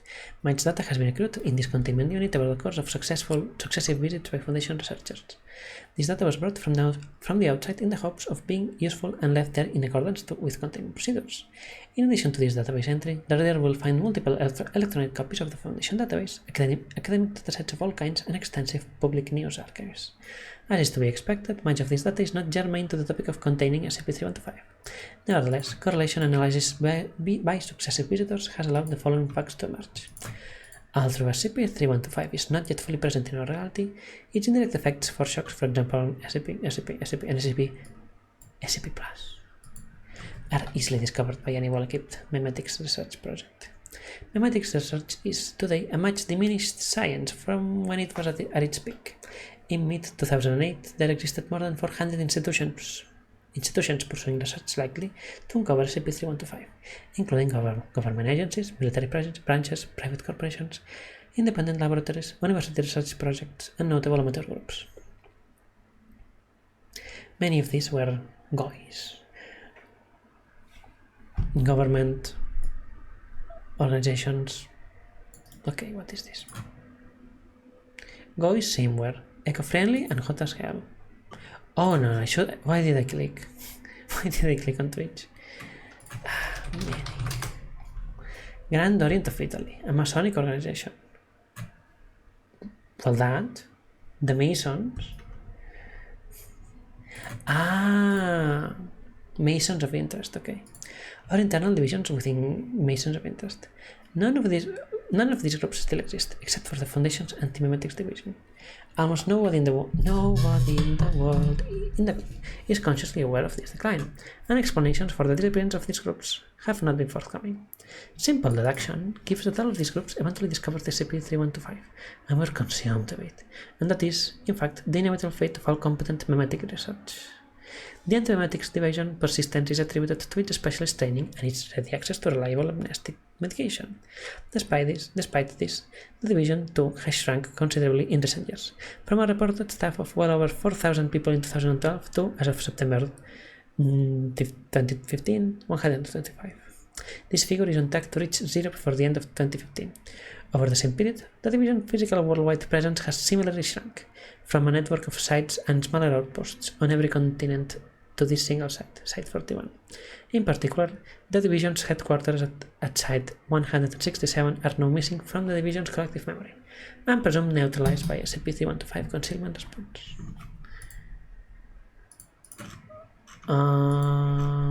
Well, it's an addendum, so it's probably not that important.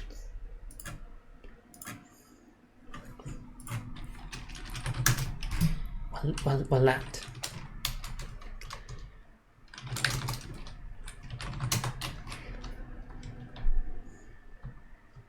Ooh, more stairs.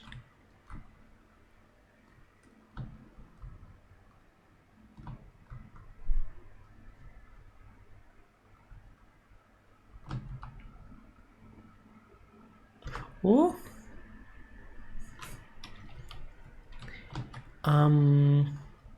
Is the alert working or is it me? I didn't mute this, no?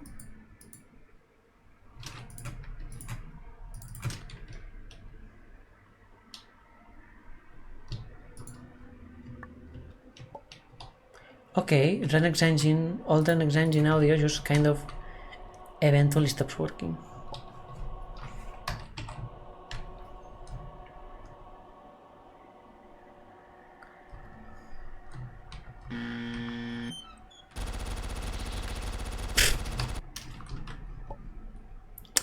Okay, so do I recognize that? Maybe it's 939, which seem to be maybe weak to light.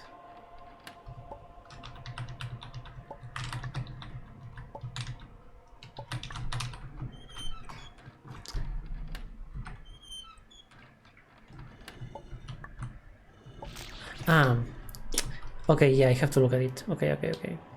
It's the one that only moves when...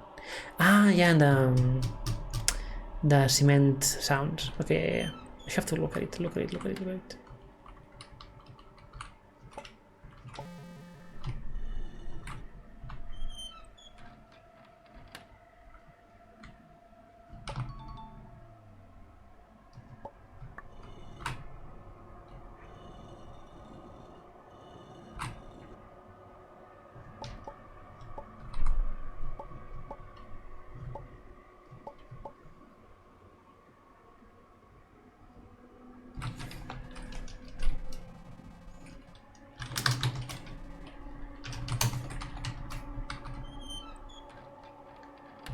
No, it was the next one.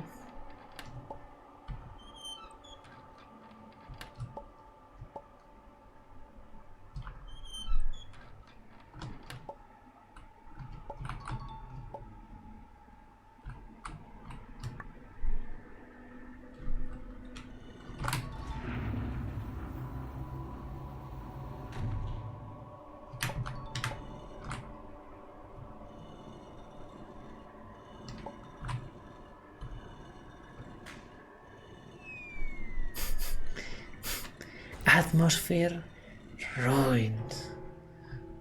Uh-oh. That's a very small light. Whoa. Oh, this is a very cool flashlight. Wow.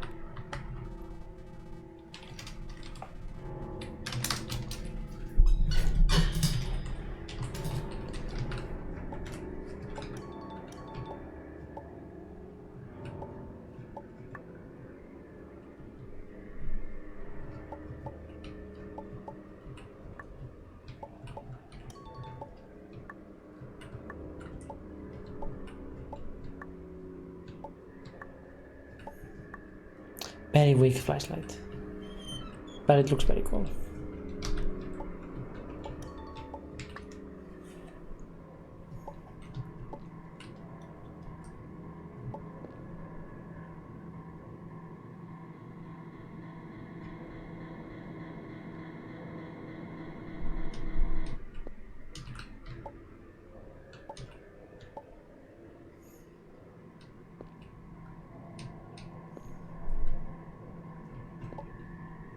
These footsteps are seriously creeping me out.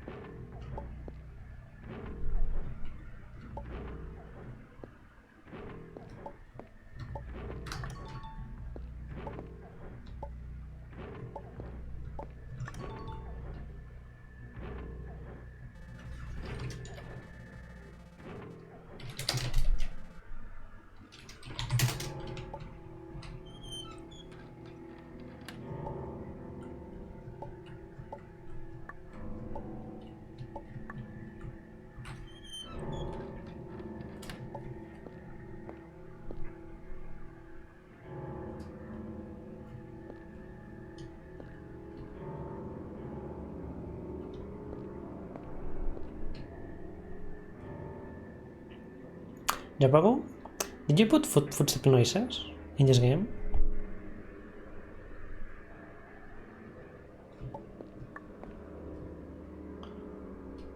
As in, when you are walking, that you do footstep noises?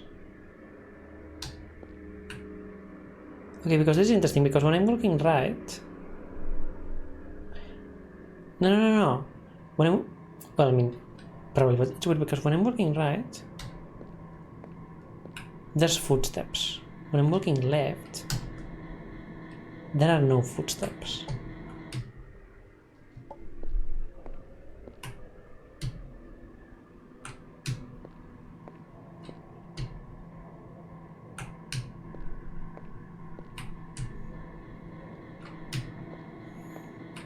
That's what... Well, I mean, maybe... Okay, maybe it's intended in the... Okay, rule of 3. There's going to be something horrible in this room.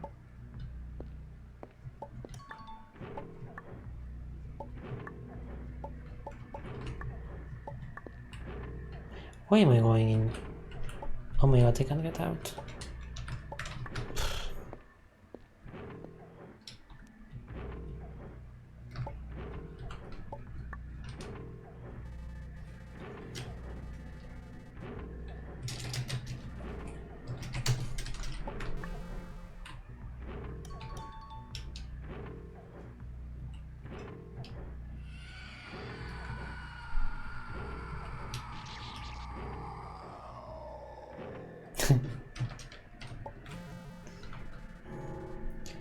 Oh yeah, probably should. 970, right? Okay.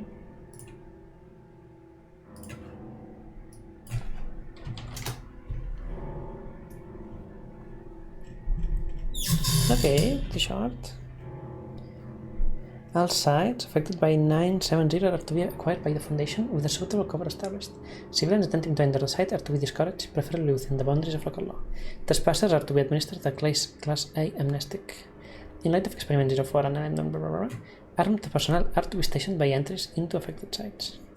SCP-970 is a spatial phenomenon wherein a collection of rooms are looped on themselves. In all cases found, this is by means of a series of doors appearing in the walls, all in a straight line, such that it is possible to walk forwards and end up at the starting position. The alteration of the rooms does not affect neighboring rooms and floors. There is as of yet no known explanation for the appearance of this phenomenon. It is a cell block within Sector 19, and the first example of the SCP-970 phenomenon encountered by the Foundation. It was constructed by the intent of housing Class D personnel, and fulfilled that purpose until when several D classes breached containment in an escape attempt. The investigation into the incident led to the discovery that a series of doors had appeared in the cell block, leading into rooms of the opposite side of the corridor. It was quickly established that the layout of the building did not support this addition, and that the rooms were following a non-standard geometry. Since the incident, further such examples of the phenomenon have been discovered, with a certain percentage of these in an 800-kilometer radius of Sector 19. One notable example was found within the western wing of the redacted Legislative Palace. In this instance, the Foundation was unable to acquire that affected site, and local authorities proved intractable and hostile when recommendations on security were made. The matter was resolved 6 months later, in a violent coup which saw the destruction of the building, resulting in was eventually contained by mobile task forces RAW 8 and P1, supported by the rebel forces. Following a nervous breakdown, researcher Taylor has been admitted to the psychiatric ward. Other members of the research team have undergone similar, though less severe reactions. The footage from Experiment 04 is believed to be the cause of these problems, and all affected personnel have been administered Class B amnestics as part of their treatment. Experimentation on SCP-970 has been ceased for the immediate future, and the security of affected sites has been upgraded.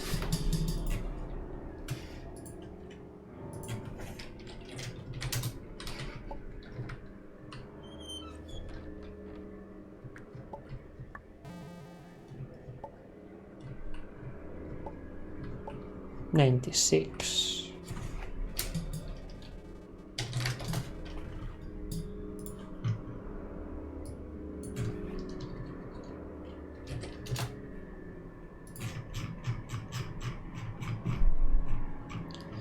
Okay, I'll probably not be in the interview.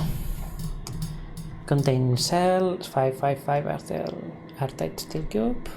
This is very common. At all times, weekly checks for any cracks or holes are mandatory. There are to be absolutely no video surveillance or optical tools of any kind inside SCP-096 cell. Yeah, this is probably the one that killed us now. Security personnel will use pre-installed pressure sensors and laser detectors to ensure SCP-096 presence inside the cell. Any all photos, video, or recordings of SCP-096 likeness are strictly forbidden without approval from Dr. and 05. SCP-096 is a humanoid creature measuring approximately 2.38 meters in height. Subject shows very little muscle mass, with preliminary analysis of body mass suggesting mild malnutrition. Arms are grossly out of proportion with the rest of the subject's body, with an approximate length of 1.5 meters each. Skin is mostly devoid of pigmentation, with no sign of any body hair. SCP-096 jaw can open to 4 times the norm of an average human. Other facial features remain similar to an average human, with the exception of the eyes, which are also devoid of pigmentation. It is not yet known whether SCP-096 is blind or not. It shows no signs of any higher brain functions, and is not considered to be sapient. SCP-096 is normally extremely docile, with pressure sensors inside its cell indicating it spends most of the day pacing by the eastern wall. However, when someone views SCP-096 face, whether it be directly, via video recording, or even a photograph, it will enter a stage of considerable emotional distress. SCP-096 will cover its face with its hands and begin screaming, crying, and babbling incoherently. Approximately 1 or 2 minutes after the first viewing, SCP-096 will begin running to the person who viewed its face, who will from this point on be referred to as SCP-0961. Documented speeds have varied from 35 km per hour to 1,000 km per hour, and seems to depend on distance from SCP-0961. At this point, no known material or method can impede SCP-096 progress. The actual position of SCP-0961 does not seem to affect SCP-096 response. It seems to have an innate sense of SCP-096's location. Note: this section does not occur when viewing artistic depictions. Are we going to see an artistic depiction? No. Upon arriving at SCP-0961's location, SCP-096 will proceed to kill and expunge SCP-061. 100% of cases have left no traces of SCP-061. SCP-096 will then sit down for several minutes before regaining its composure and becoming docile again. It will then attempt to make its way back to the natural habitat that detected. Due to the possibility of a mass chain reaction, including breach of Foundation secrecy and large civilian loss of life, retrieval of subject should be considered alpha priority. Dr. Cool Person has also petitioned for immediate termination of SCP-096. See Interview 0861. Order is awaiting approval. Termination order has been approved and is to be carried out by Dr. Very Cool, unredacted. See Incident 096/1/A. Oh my god, okay. I think we get the point.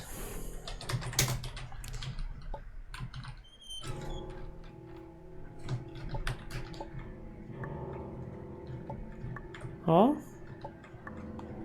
What this flag thing?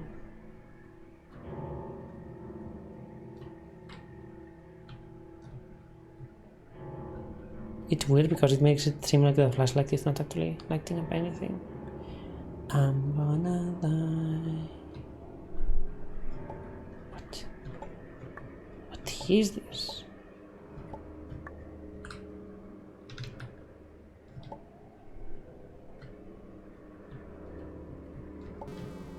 .087.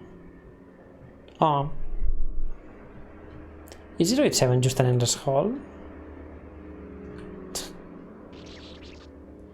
Oh yeah.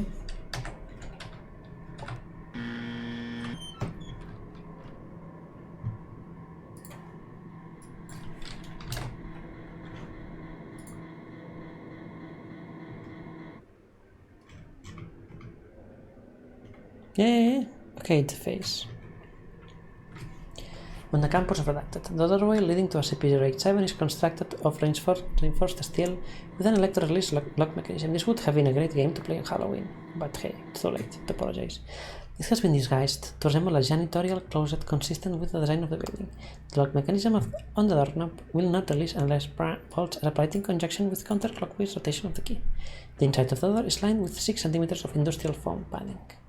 Note that as a result of the final exploration, no personnel are permitted access to SCP-087. SCP-087 is an unlit platform staircase. Stairs descend on a 38-degree angle for 13 steps before reaching a semicircular platform of approximately 3 meters in diameter. 38 steps, it says here? No, 13 steps. Okay.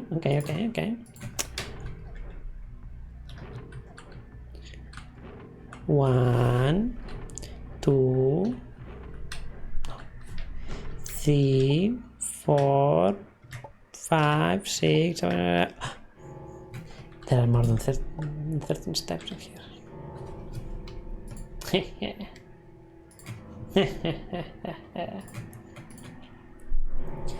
Subjects report and audio. I skip this. Design of SCP-087 limits subjects to a visual range of approximately 1.5 flights. A light source is required for any subjects exploring SCP-087, as there are no lighting fixtures or windows present. Lighting sources brighter than 75 watts have shown to be ineffective, as SCP-087 seems to absorb excess light. Oh. Subject report and audio recordings confirm the distressed vocalizations from what is presumed to be a child between the ages of The source of the distress calls is estimated to be... What? Was this censoring really needed? Well, I'm just saying. The source of the distress calls is estimated to be located approximately 200 meters below the initial platform. However, any attempts to descend the staircase have failed to bring subjects closer to the source. the depth of the descent calculated from exploration force. The longest exploration is shown to be far beyond both the possible structure of both the building and geological surroundings. At this time, it is unknown if SCP-087 has an endpoint. SCP-087 has undergone 4 video recorded explorations by Class D personnel. Each subject conducting an exploration has encountered SCP-087-1, which appears to be as a face with no visible pupils, nostrils, or mouth. The nature of SCP-087-1 is entirely unclear, but it has been determined that it is not the source of the bleeding. Subjects exhibit feelings of intense paranoia and fear when faced with SCP-087-1, but it is undetermined whether said feelings are abnormal or simply natural reactions.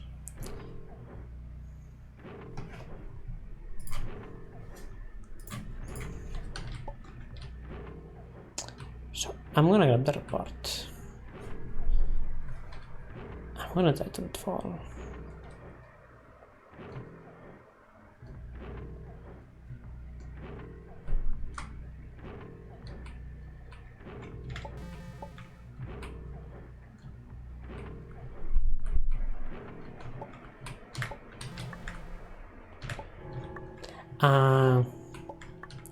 Okay, yeah, here was the key. Okay, good.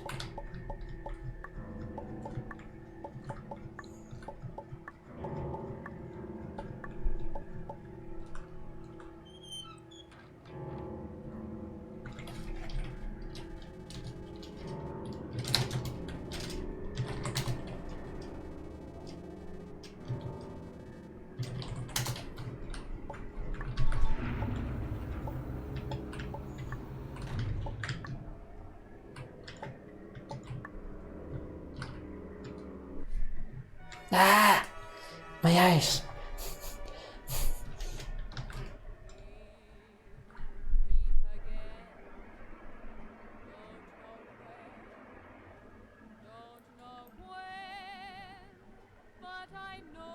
Jumpscare incoming?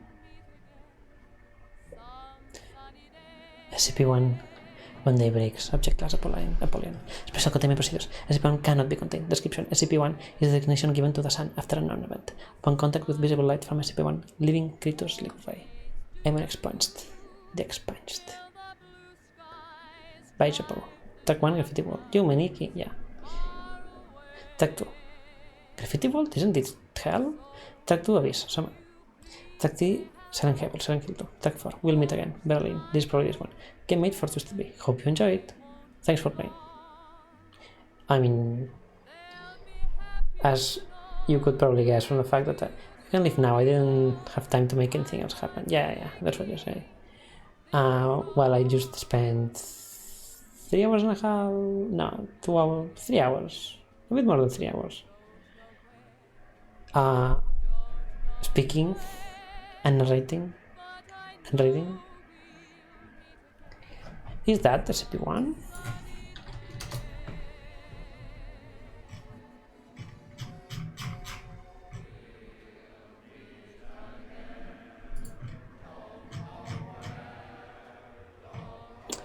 Oh wait, I hope this is not... I hope this does not DMCA the stream. That would be worrisome.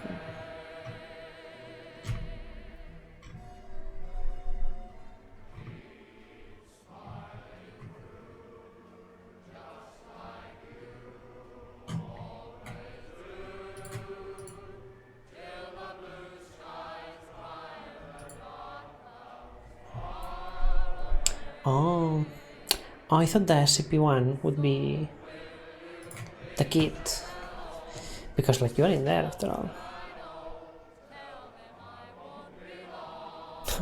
Hey!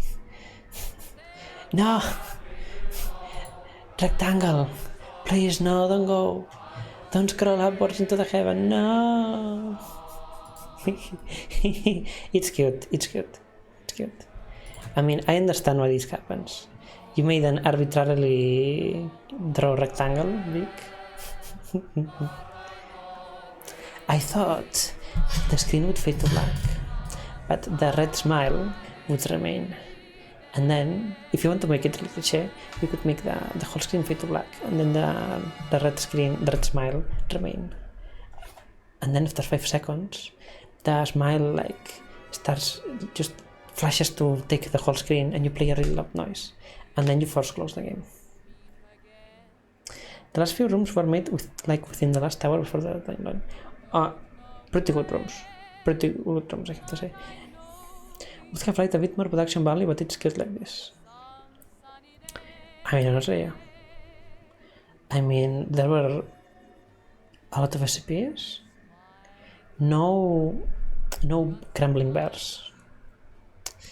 That subtracts the point, obviously. Honestly, yeah. Like, as a person that likes their games leaning, I like making like non-Euclidean places, not in a backrooms way, just in an actual way. I think this was a very interesting take on implementing not only enemy SCPs, but also on implementing like layout-based SCPs, or even sillier SCPs. So like, if before I was a bit like, well, yeah, I don't think that exists. I think this made me like consider like, oh yeah, okay, yeah, SCPs are really cool actually. And I think that for a game made about SCPs,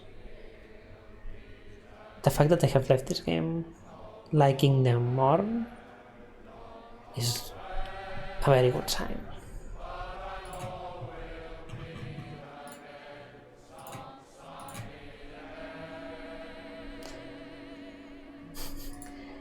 My throat, it doesn't hurt.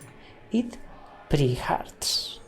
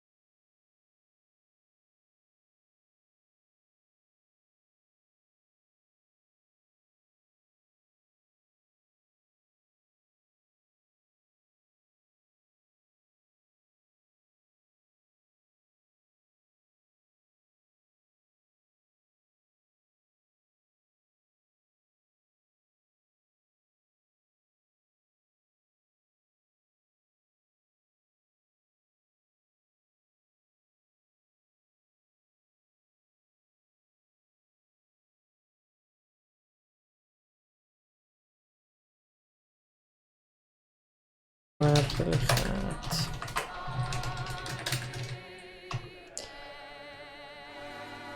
But I never really interacted with it directly.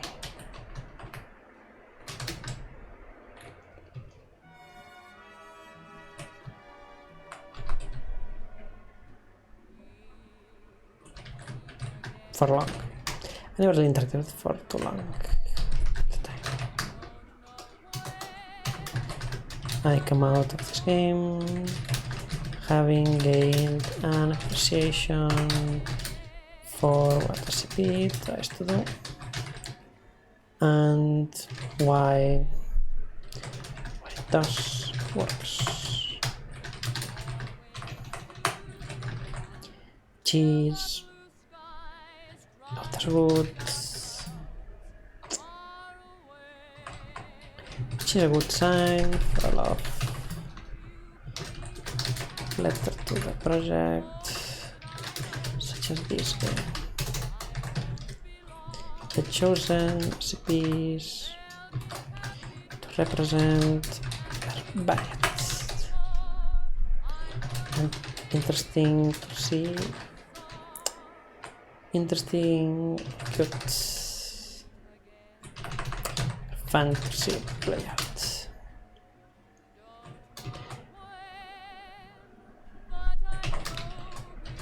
Not only you have the more obvious choice of skis as enemies, you also have active ones, concepts, and even architecture on display here. Game is eerie, has its spooky moments, but it's not crashing. To the soul. As a person that's very bad with Sky games, I am very thankful for it.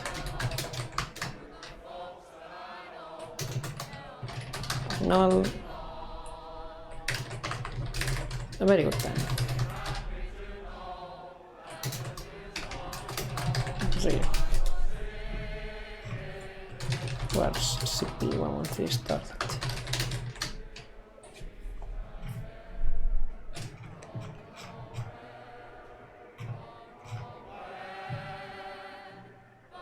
Warning. Do not use the impossible tag unless you are 100% sure that the game is impossible. And now let's correct this.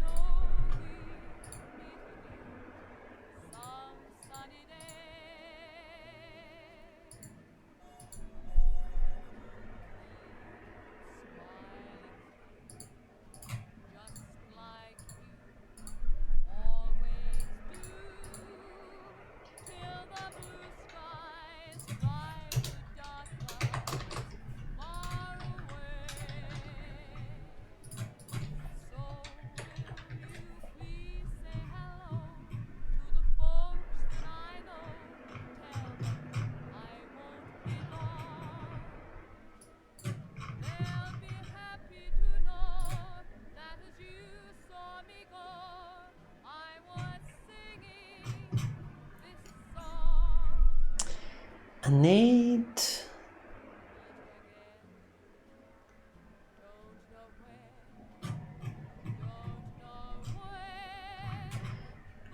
What else have I reviewed?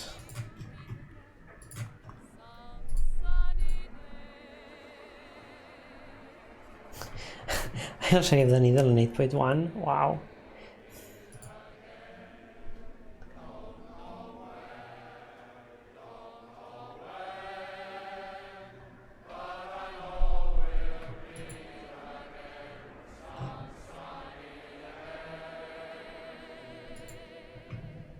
True. And which engine did you make this? 8.2, right? Okay.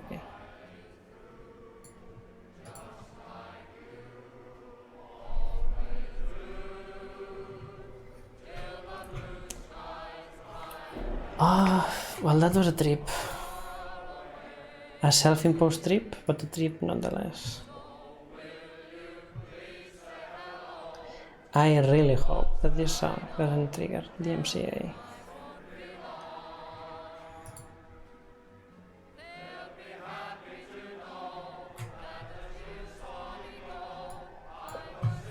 Okay. Well, let's see. Who can we rate?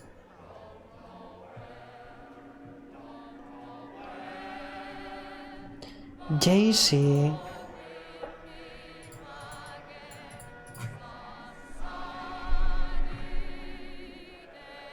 Pluto stream today? Oh wow, I completely missed it. Whoopsie. Okay. Well, do we rate JC? Okay, so there's Mikan's box, streaming La Mulana random. But I have people in the chat that they want for them to play La Mulana, so that's a bit ineffective. Okay, yeah, let's say JC. He thought that I'm saddened by reading JC, just like unexpected. I mean, what is Little Sonic doing? Jump controls are way too sensitive. So we are between Crimson Needle 3 or Camilla 3? I'm trying to do like a free. Am I reading a Camilla 3 stream, really? Is this what we're doing now with our life?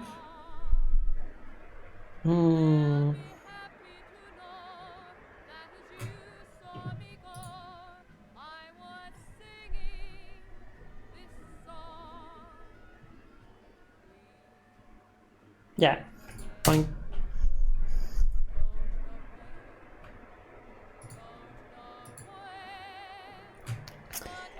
Well, everyone, is this going to start right now? Bye bye, see you later, bye. Okay, I still have some time. Well, everyone, today has been an eventful stream. We spent the first hour talking and yapping, and we spent the next 3 hours talking and yapping. So in general, overall, we spent 4 hours talking and yapping.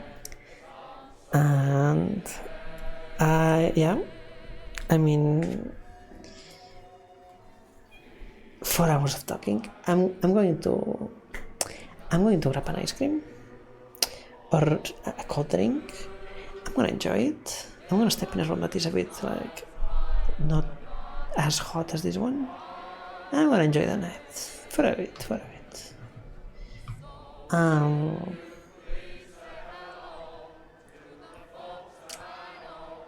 Oh yeah. Play this game, everyone, please. If you want. I think it's good. What a bad screenshot. I again, nothing personal.